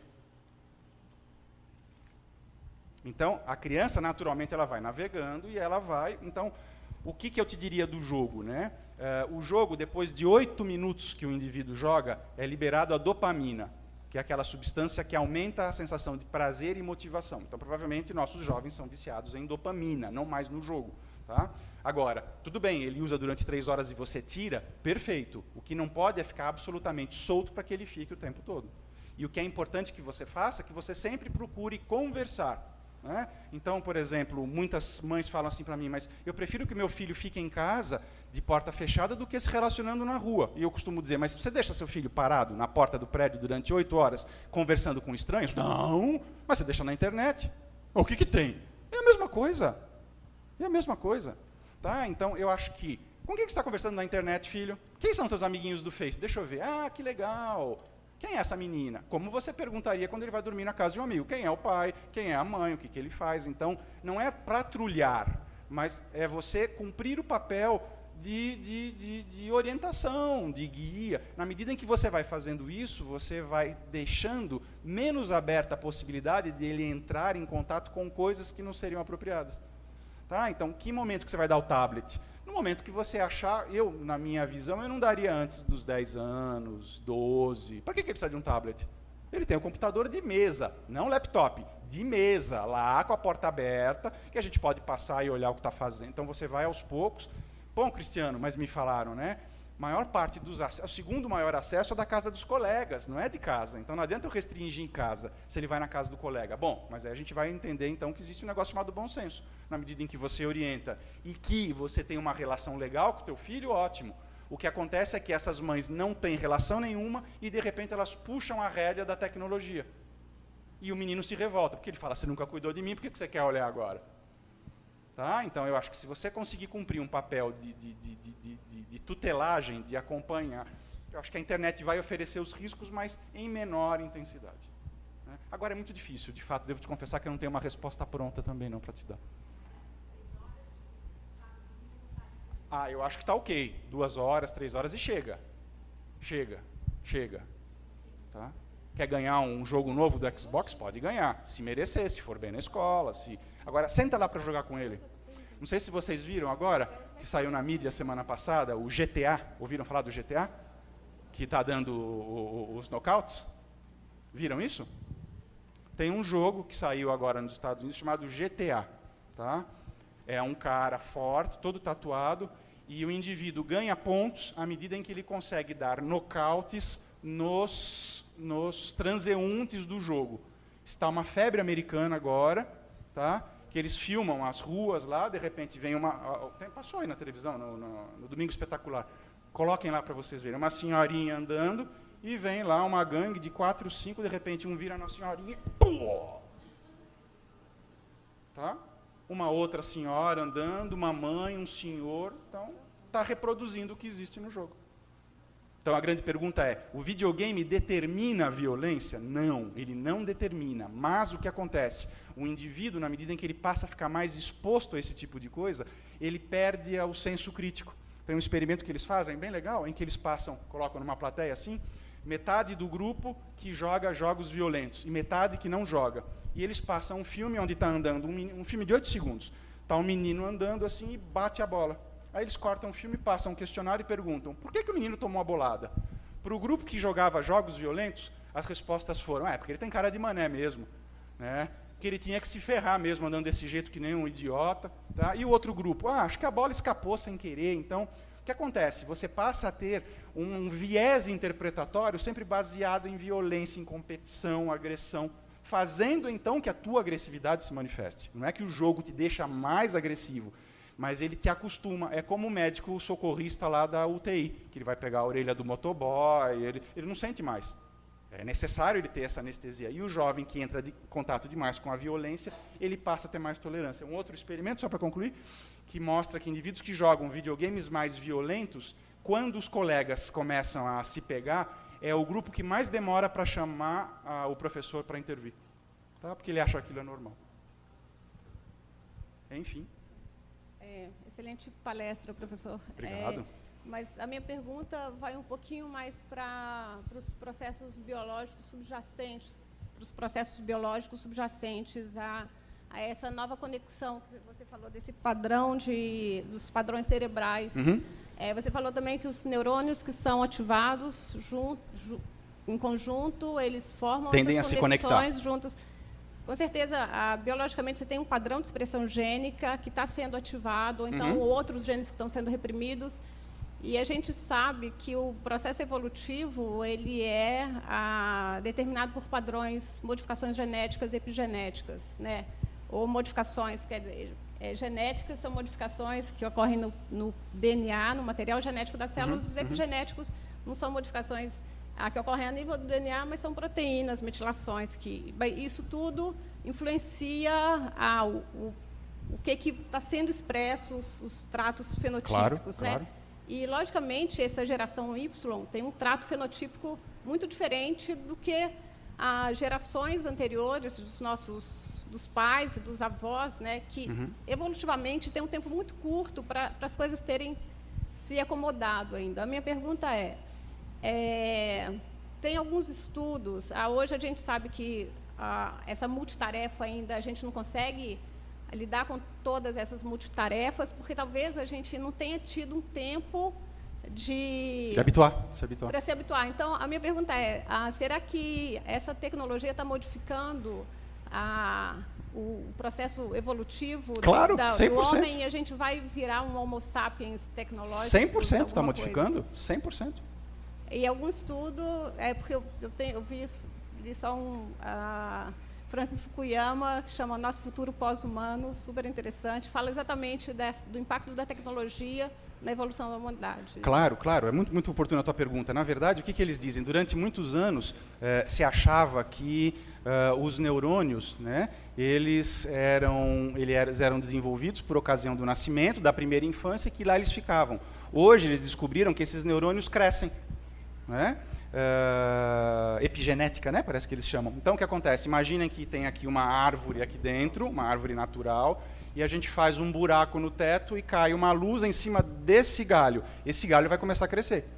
Tá? Então, o que eles vão dizer? Que o cérebro é igual. Na medida em que eu vou estimulando muito, eu vou criando uma mudança das sinapses internas. Então, eu estou mudando a genética e a conformação dessa estimulação. Então, o que acontece? Eu posso ter uma predisposição ambiental. Tá? Então, perdão, eu posso ter uma predisposição. Muitas vezes eu estou num ambiente em que o ambiente ele puxa o gatilho. Tá? E aí isso faz com que algumas patologias se manifestem. Então a grande pergunta é, será que isso, o indivíduo que ele desenvolve dependência, é porque é a dependência mesmo, ou ele tem alguma outra predisposição biológica? É claro que ele tem uma predisposição biológica. Tá? Ou acontece que se ele não tivesse esse tipo de estimulação, talvez isso não se manifestasse. Tá? Então muda sim, muda, tem vários estudos mudando, já mapeando isso, e mostrando o quanto que a capacidade de você raciocinar de uma forma mais profunda começa a ser comprometida. Inclusive, estudos que já dizem que a função da memória já começa a ser prejudicada. Porque eu tenho o Google, eu vou lá, entro e eu procuro. Então, o cérebro descarta informações que eu sei que eu posso achar depois. Sim. Diga. Eu acho que também puxa um pouco para o lado da apatia. Eu gostaria que você fizesse uma relação entre o jovem estar procrastinando muito em vez de estar produzindo e também com a falta de inteligência emocional, que eu acho que deveria vir da infância, que eu acho que está fazendo falta hoje em dia para a gente poder estar lidando com conflitos, diálogos, outras coisas. A inteligência emocional é um termo, né, que foi criado há um tempo atrás para descrever a habilidade que um indivíduo tem de tolerar frustrações emocionais. Então, eles vão dizer que a autoestima ela se baseia em cima de duas colunas. Primeira, capacidade de tolerar frustração. Você me faz uma pergunta, por exemplo, que não tem nada a ver, e eu vou respondendo, E a segunda coluna, capacidade de modificar o ambiente. Quanto mais forte for a minha sensação de que eu posso ir lá, mudar, conversar com o meu chefe, maior é a minha autoestima. O que eu vejo é que, na medida em que esses jovens começam a ficar absolutamente imersos na tecnologia, eles perdem a capacidade de se conhecer. Né? Tinha um pacientezinho meu que ele dizia... Tá filmando ou não? Está gravando? Tá? Então não posso fazer o gesto. Então ele dizia assim, cada vez que eu estou numa determinada situação e eu me sinto frustrado, eu vou lá com o meu dedo médio e aperto o delete. Tá? Eu simplesmente ejeto a situação. Então, estou conversando com você, está chato, eu vou... Então, a inteligência emocional é algo que eu treino, como se fosse um exercício para criar músculo. Quanto mais treinado você for, maior a sua habilidade. Então, por que existe uma geração de procrastinadores? Porque, na verdade, eles não conseguem estabelecer mais metas, objetivos, porque eles estão entediados daquilo. Eles não percebem. É como se fosse um indivíduo que usa droga e ele fala, pô, quero alguma coisa mais potente. E eu acho que eles estão cansados deles mesmos. Pô, Cristiano, então, super pessimista, é uma geração que vai dar com os burros na água? Não sei, eu não sei. Eu acho que a nossa função enquanto profissionais de saúde, educadores, é exatamente entrar nesse meio para dar essa direção, porque os pais não sabem. Né? A gente sempre diz que, na verdade, o problema não é da escola, são dos pais que deveriam dar condições mínimas, só que, nesse momento, os pais estão absolutamente...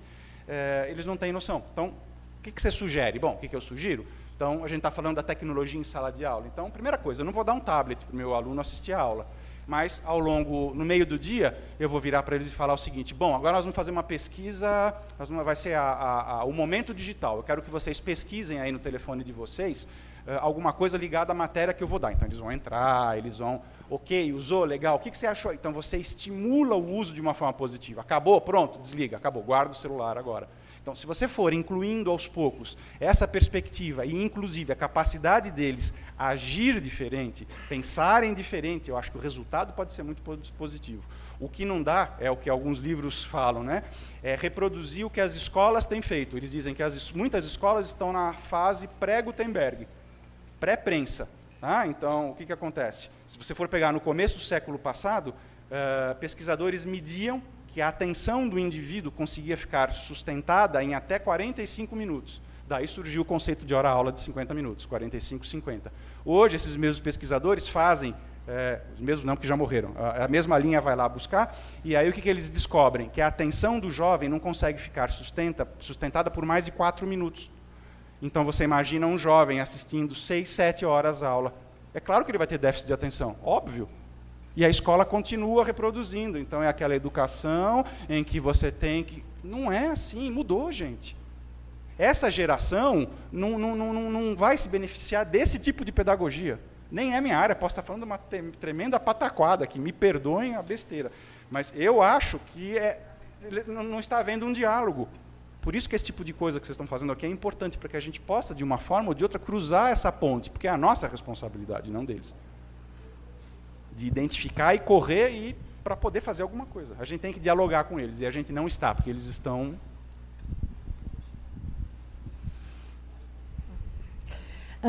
Eu gostaria de conversar um pouco a respeito da questão dos vídeos, né? Agora há pouco o senhor colocou a questão dos jogos, dessa realidade virtual que traz uma questão de violência e tudo mais. Hoje em dia nós temos muita facilidade para acessar todo tipo de vídeo, muitos mesmo reais, que trazem situações de violência, acidente, briga, morte, uma série de coisas.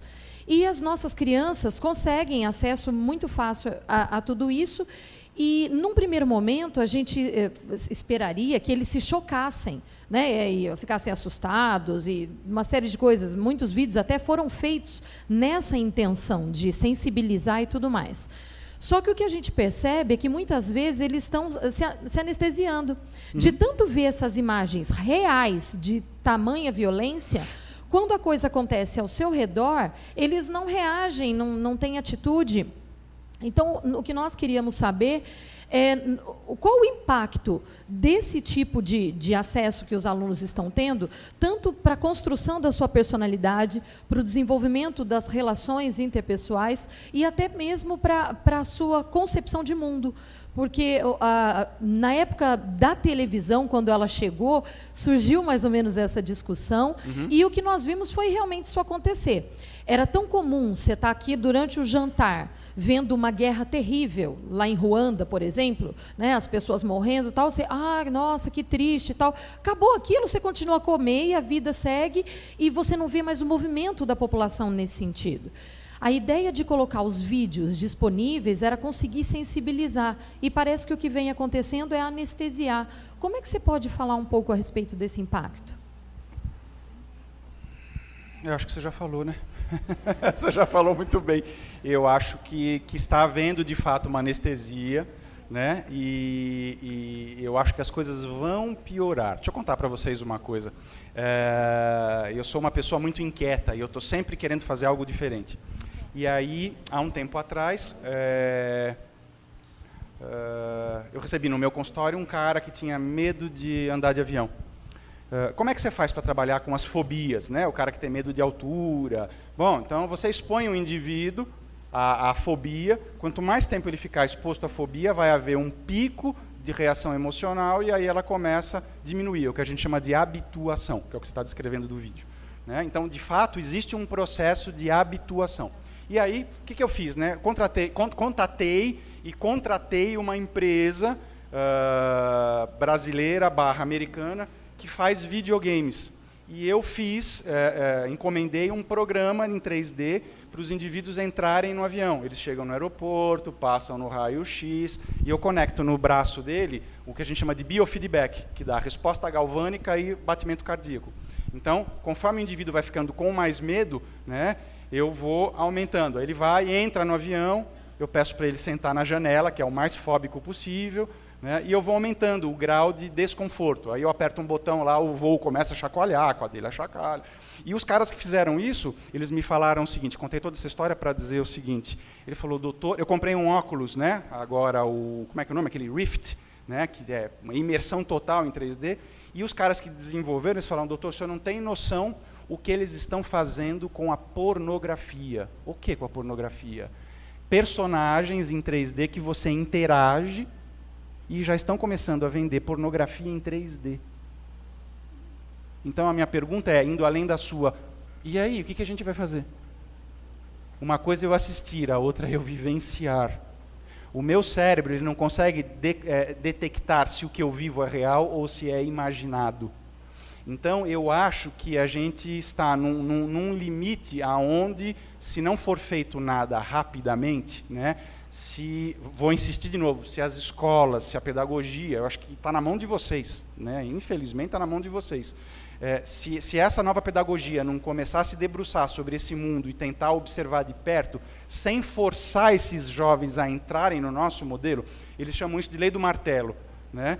Que você vai lá e você bate, até que você faz o aluno entrar no teu modelo. Não é lei do martelo. O que esse jovem traz? Ele está se dessensibilizando no vídeo. Então, o que a gente pode fazer? No Canadá tem uma experiência legal, onde eles pegam alunos que cometem muito bullying, seja bullying virtual e bullying... O que eles fizeram nessa universidade canadense? Eles pegaram crianças recém-nascidas e conseguem levar essas crianças de abrigos todos os dias para que esses indivíduos que cometem bullying para cuidar desses jovens. Porque na medida em que você começa a se estimular afetivamente, o que quer dizer? Quando você se coloca no lugar do outro, né, você diminui a agressividade, e o bullying dessas escolas despencou.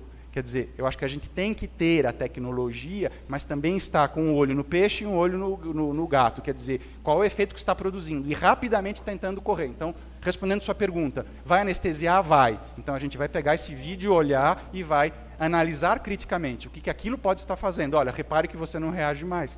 Será que isso é legal? Então, que atividade que eu posso fazer para você? Nos Estados Unidos, vocês lembram da época do Carandiru? Lembra do Carandiru? Mataram todo mundo e tal.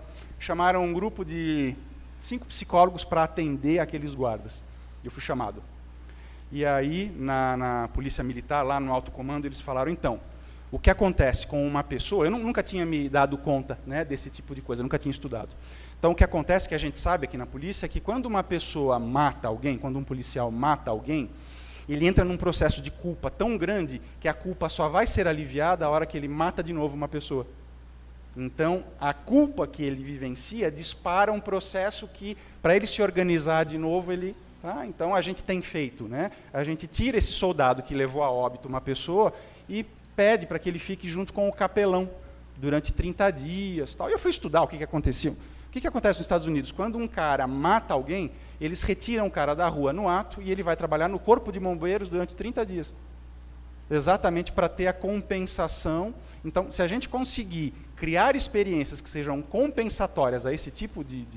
Eu acho que não tem problema. De novo, acho que o problema não é a internet, é a forma como a gente usa. O problema não é a tecnologia, são as nossas patologias que se projetam nesse novo campo, criando novos desafios. Agora, o que vai dar disso tudo, minha querida? Não sei te dizer. Eu fico muito preocupado porque é pesado falar uma geração de idiotas, né? Mas é o título de um livro, tá? Tá? Alô? Oi. Bom, qual será? Sou eu? Eu sou mãe e sou pedagoga, orientadora de uma escola pública. E aí eu já entrei angustiada, vou sair, confesso, pior, né? Porque nós lidamos com tecnologia na escola, acho que com muito mais responsabilidade, e aí nesse ponto eu fiquei mais tranquila, porque o nosso olhar é mesmo de utilizar tempos diversificados e com essa meta. Quer dizer, se alguém tem que influenciar a infância e a adolescência em como ela vai usar a tecnologia, que sejamos nós que temos ainda um pouco de senso moral equilibrado. Perfeito. Né? E, então, nesse ponto eu fiquei feliz, mas é muita responsabilidade, porque nós estamos, na verdade, numa sociedade com doenças, né, desordem mental gravíssima, e que qualquer objeto de alienação e de isolamento da dor vai ser um grande instrumento econômico. Uhum. Então, como é que você faz resistência a um capitalismo tão devastador em que idiotizar alguém é um bom recurso para torná-lo um consumidor excelente? Como é que, como educadores e pais, a gente, que o senhor poderia dizer um pouco disso, da nossa função também, porque eu acho que isso é algo, eu posso estar sendo muito conspiratória, mas isso não me parece tão inocente da parte de quem produz todo esse jogo. Lógico. Lógico. É uma coisa que a criança digita. Qualquer pessoa sabe que uma criança vai naquele teclado. Claro. Então, se aquilo entra pornografia, é porque existe um desejo de erotizar antecipadamente, isso tem toda uma influência neurológica, biológica e tal. Então, não é inocente Então, como é que a gente pode quebrar essa inocência na sociedade que cuida das crianças? Vou tentar responder sua pergunta, não sei se eu consigo. Com relação à primeira parte, né, que é uma sociedade mais doente, é uma sociedade mais doente. Há 2 anos atrás foi feita uma pesquisa lá no Hospital das Clínicas, onde eles queriam testar uma nova droga para tratamento da depressão. Então eles selecionaram 500, eu não vou lembrar agora, acho que 400 indivíduos com depressão, e eles precisavam de um grupo controle. 400 indivíduos sem depressão. E o que aconteceu? Eles chamaram a população, né? Chamaram um grupo de 500 pessoas e aplicaram os inventários de rastreio para ver se o indivíduo tinha alguma desordem, algum transtorno psiquiátrico e tal. E eu me lembro dessa história porque foi muito falado lá. Das 500 pessoas que passaram, quantas que foram elegíveis para o grupo controle? Das 500, quantas passaram incólumes ali? 2. Agora, pergunta que a gente vai fazer que eu me fiz. Será que de fato está todo mundo adoentado ou hoje existe uma maior precisão no rastreio das patologias ou existe uma excessiva patologização? Não é possível, de 500 pessoas, 2 são... Tá? Então, qual é o modelo que está se instituindo de saúde e de doença? Isso é uma outra conversa que a gente vai colocar, né? Agora, o que fazer? Não sei te responder, querida. Não tenho essa pergunta. O que eu tenho feito, na verdade, é isso aqui que vocês estão vendo, como uma forma de tentar sensibilizar as pessoas, é o livrinho 1, livrinho 2, para mais ou menos dizer o seguinte, pelo amor de Deus, acordem, porque tem uma coisa muito séria acontecendo embaixo do nariz e ninguém está sabendo o que fazer. Então, muitas mães falam, eu não gosto de tecnologia, pelo amor de Deus. Não, você tem que saber, está interagindo com o teu filho. Né? Não sei se vocês sabem que grande parte dos hackers, por exemplo, eles conseguem invadir a sua casa através da câmera. Né? O nosso computador pessoal devia estar com a câmera coberta ali. Não, está aberta. Então, qualquer pessoa com um mínimo de inteligência, ela consegue, ela entra e aí? Já ouviram falar da internet profunda, Deep Internet? Já?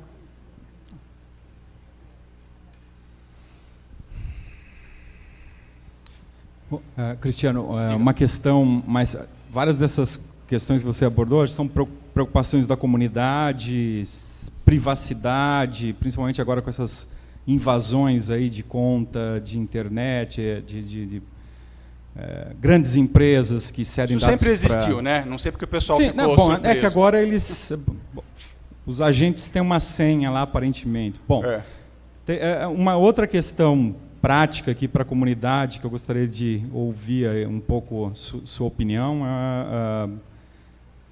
Para buscar o aluno, muitos colegas tentam uma abordagem de transformar em jogos. Tem um termo, anglicismo, que eles usam com português aí, que é gamificação. Transformar em jogos, bom, tem uma outra um pouco mais interessante, que são os jogos sérios, que é o seu equipamento lá, que é para treinamento, bom, jogos para...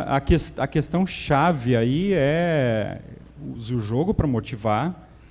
A sua explicação lá do que ocorre é que eu gostaria de saber. E, por outro lado, a gente quer que aprenda. Então, motivar com o jogo, aprender. E a grande questão é se fica na motivação, pela serotonina ou sei lá o quê. E esse balanceio é bastante difícil e difícil medir, inclusive. Você tem observado, tem sugestão, analisou essa questão de jogos, usar o jogo para educar? Não. O balanço? Não, nunca tive contato com nada dessa ordem. O que eu posso te dizer a respeito do jogo é que o jogo ele é feito propositadamente pelos seus construtores para que nas fases iniciais você rapidamente acumule pontuação. Por quê? Quando eu mostro aquele slide lá dos 10 aos 15 anos, o jovem, exatamente nessa fase, ele está precisando muito de reconhecimento social. Tá? Então, quanto mais pontuação ele tiver, mais status social. E à medida em que os jogos vão te dando essa pontuação mais fácil, eles vão te puxando. Eles vão te puxando, te puxando. E o grande problema que a gente entende é que, embora eles não sejam santos, no jogo existe preconizado lá qual é a faixa etária, mas eles nunca querem o jogo da faixa etária, eles querem os outros jogos, que são proibidos, né?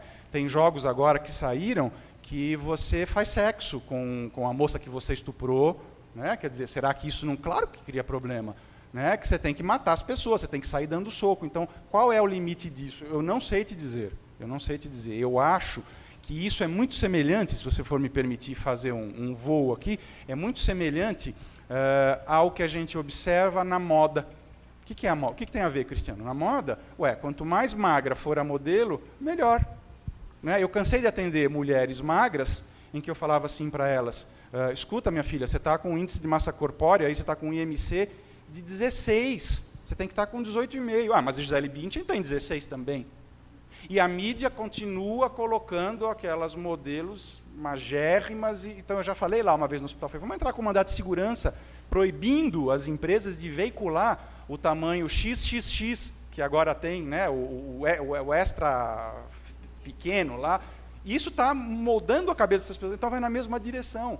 Eu acho que, na verdade, a nossa sociedade é bombardeada de um monte de coisas que a gente sabe que é danosa, é perigosa, e nada se faz. Recentemente, dando uma aula em Brasília, me abordou um cara lá, que ele, eu sou diretor de uma operadora de telefone celular.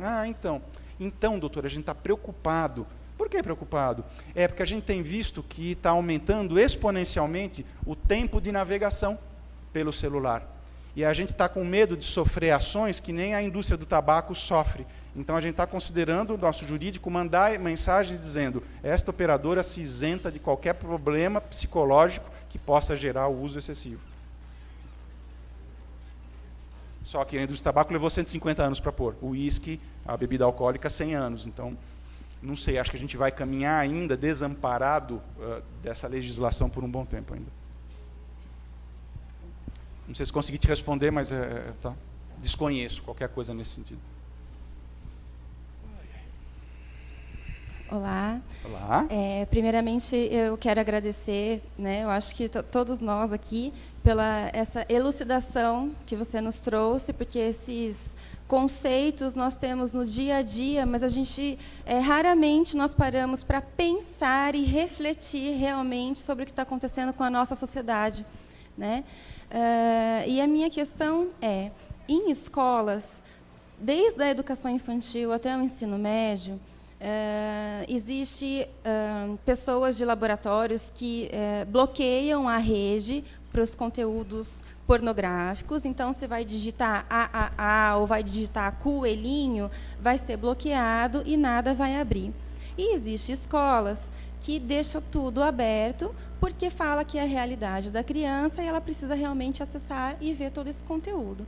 Então, precisa existir um meio termo. Nós vamos educar essas crianças para que elas vejam realmente, olha, isso acontece, mas você tem que... não é para a sua idade, educar de alguma forma, né? Que hoje em dia é muito difícil para pornografia, ou você vai restringir? Não, isso aqui é uma instituição de educação e pornografia que não entra. Na sua casa, se você quiser, você entra e você acessa. É essa reflexão que eu gostaria que o senhor pudesse fazer para a gente um pouquinho.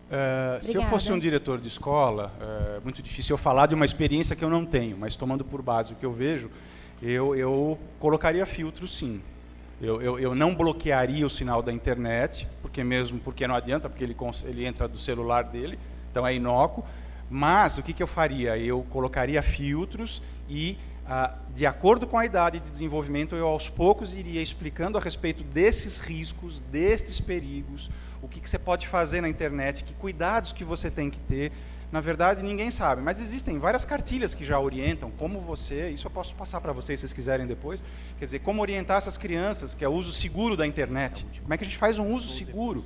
Né? Então, por exemplo, existem aí alguns antivírus que eles dão esse controle parental, né? Não no sentido de bloquear, mas que ele deixa um registro lá para o pai olhar e falar, filho, você está entrando muito num site aqui de anorexia nervosa. Está acontecendo alguma coisa com você? Então, eu acho que tem uma maneira construtiva de você fazer sem que pareça uma punição. Isso me parece muito a política que algumas empresas, algumas grandes corporações fizeram, de cortar o sinal porque não pode ter acesso. Não adianta, o cara vai lá com o pendrive dele, rouba tudo. Então isso não garante sigilo ou privacidade nenhuma, é ingenuidade nossa. Então eu sou da opinião que você tem que levar a possibilidade, mas explicando, entendeu?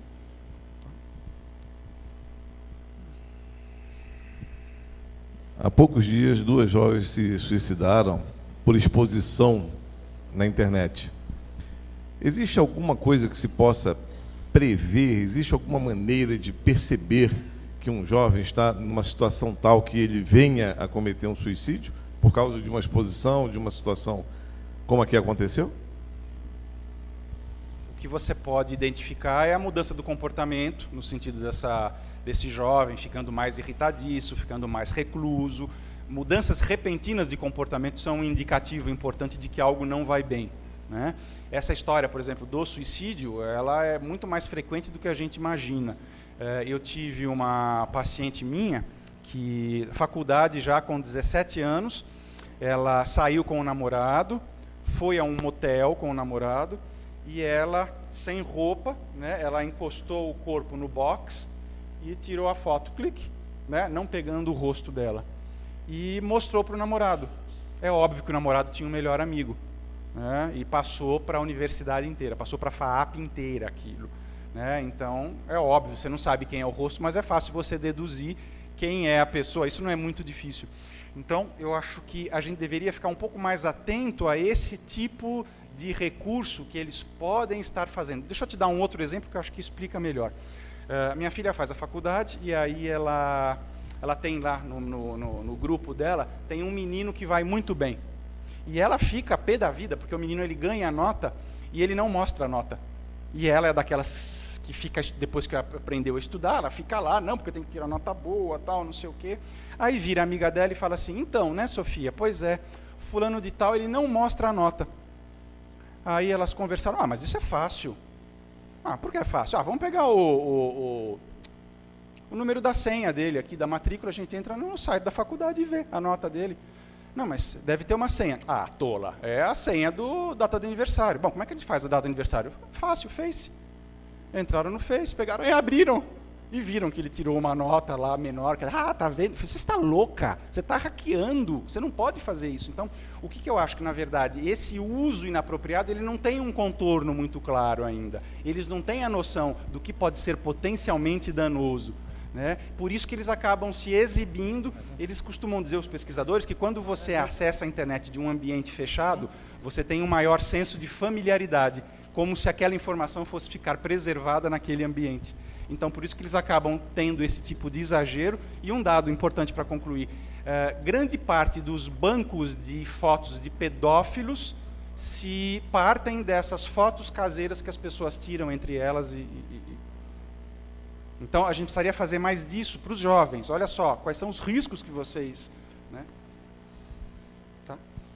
Gente, muito obrigado, viu? Foi muito legal. Tem mais uma aí? Tem mais uma? Pode ser? Pode ser? Claro. Então, bom dia, parabéns pelo trabalho. Obrigado. Queria perguntar o seguinte, nós estamos aqui na plateia, né, muitos professores de computação, profissionais de computação, então a gente lida com o computador, né, no cotidiano, né, os alunos, a gente passa programa para eles passarem, então, para eles fazerem, então viram à noite muitas vezes, né, tem... iniciativas como, se não me engano, Game Jam, que o pessoal faz um evento que fica 48 horas, você conhece, né, para realizar, fazer um jogo e tal. Então, como a gente pode perceber, né, é meio complicado, né, mas como a gente pode perceber, ter indícios, né, de que esse uso já está extrapolando algo saudável, né, até a gente, como professor, perceber, né, para os alunos que tem uma coisa ali que não tá legal, que não está indo bem. Difícil tua pergunta, não sei se eu sei respondê-la. Eu tentaria, enquanto professor, rastrear qual é o uso que esses alunos fazem fora da sala de aula. Me conta, vocês ficaram fazendo esse trabalho, virou o fim de semana inteiro, você normalmente fica navegando o final de semana todo, porque o problema não é o que está ali na sua frente, é o que você não vê. né? Agora, nesse caso, por exemplo, de profissionais que trabalham, eu acho que isso é um desafio maior. O que eles costumam sugerir é que pessoas que trabalhem com isso, que façam o que tem que fazer, mas que usem o que eles chamam de interruptores externos, external stoppers. Então, depois de 1 hora, toca uma campainha, você levanta, vai fazer um xixi, vai esticar a perna, telefona para alguém, exatamente para tirar o indivíduo dessa experiência de fluxo inacabado. Então, embora seja comum isso, não é legal, porque você começa, de novo, a criar um padrão onde ele só vai fazer as coisas no final, dentro de uma maneira extremamente intensiva, desregulada, desrespeitando o ciclo de sono, o ciclo biológico. Eu iria um pouco por aí, mas é complicado. Eu acho que muitas queixas vêm desses profissionais que falam, eu estou o dia inteiro, como é que eu vou regular? Então não entra no Face, trabalha, a hora que acabou, você vai fazer o café, depois você abre a rede social, mas não deixa tudo aberto, para você ter uma noção de trabalho e diversão, para não associar. Lembra, neurônios que disparam juntos, se conectam? Se você tem o prazer ali com a rede social, você passa a usar aquele recurso sempre como... Tá bom. Obrigado, gente. Cristiano, muito obrigado pela palestra, foi muito interessante. Tenho certeza que cada um de nós aqui tem mais umas 5 perguntas para você. Então, pelo menos, cada um deve ter mais 5 perguntas para fazer, né? E dentro da nossa discussão de informática e educação, eu estou aqui até pensando um pouco, né? O que a gente vai falar de... Vamos colocar computador na escola? Não, pera, vamos, cuidado, né? Agora a gente tem que... Nós também temos que começar a colocar esses freios, né? Vamos ver como colocar. Muito obrigado mesmo. Eu que agradeço, tá? Um grande prazer. Então, gente, vamos agora para o almoço, tá? Depois temos a trilha e 4h30 a sessão final de premiação. Tá? Obrigado.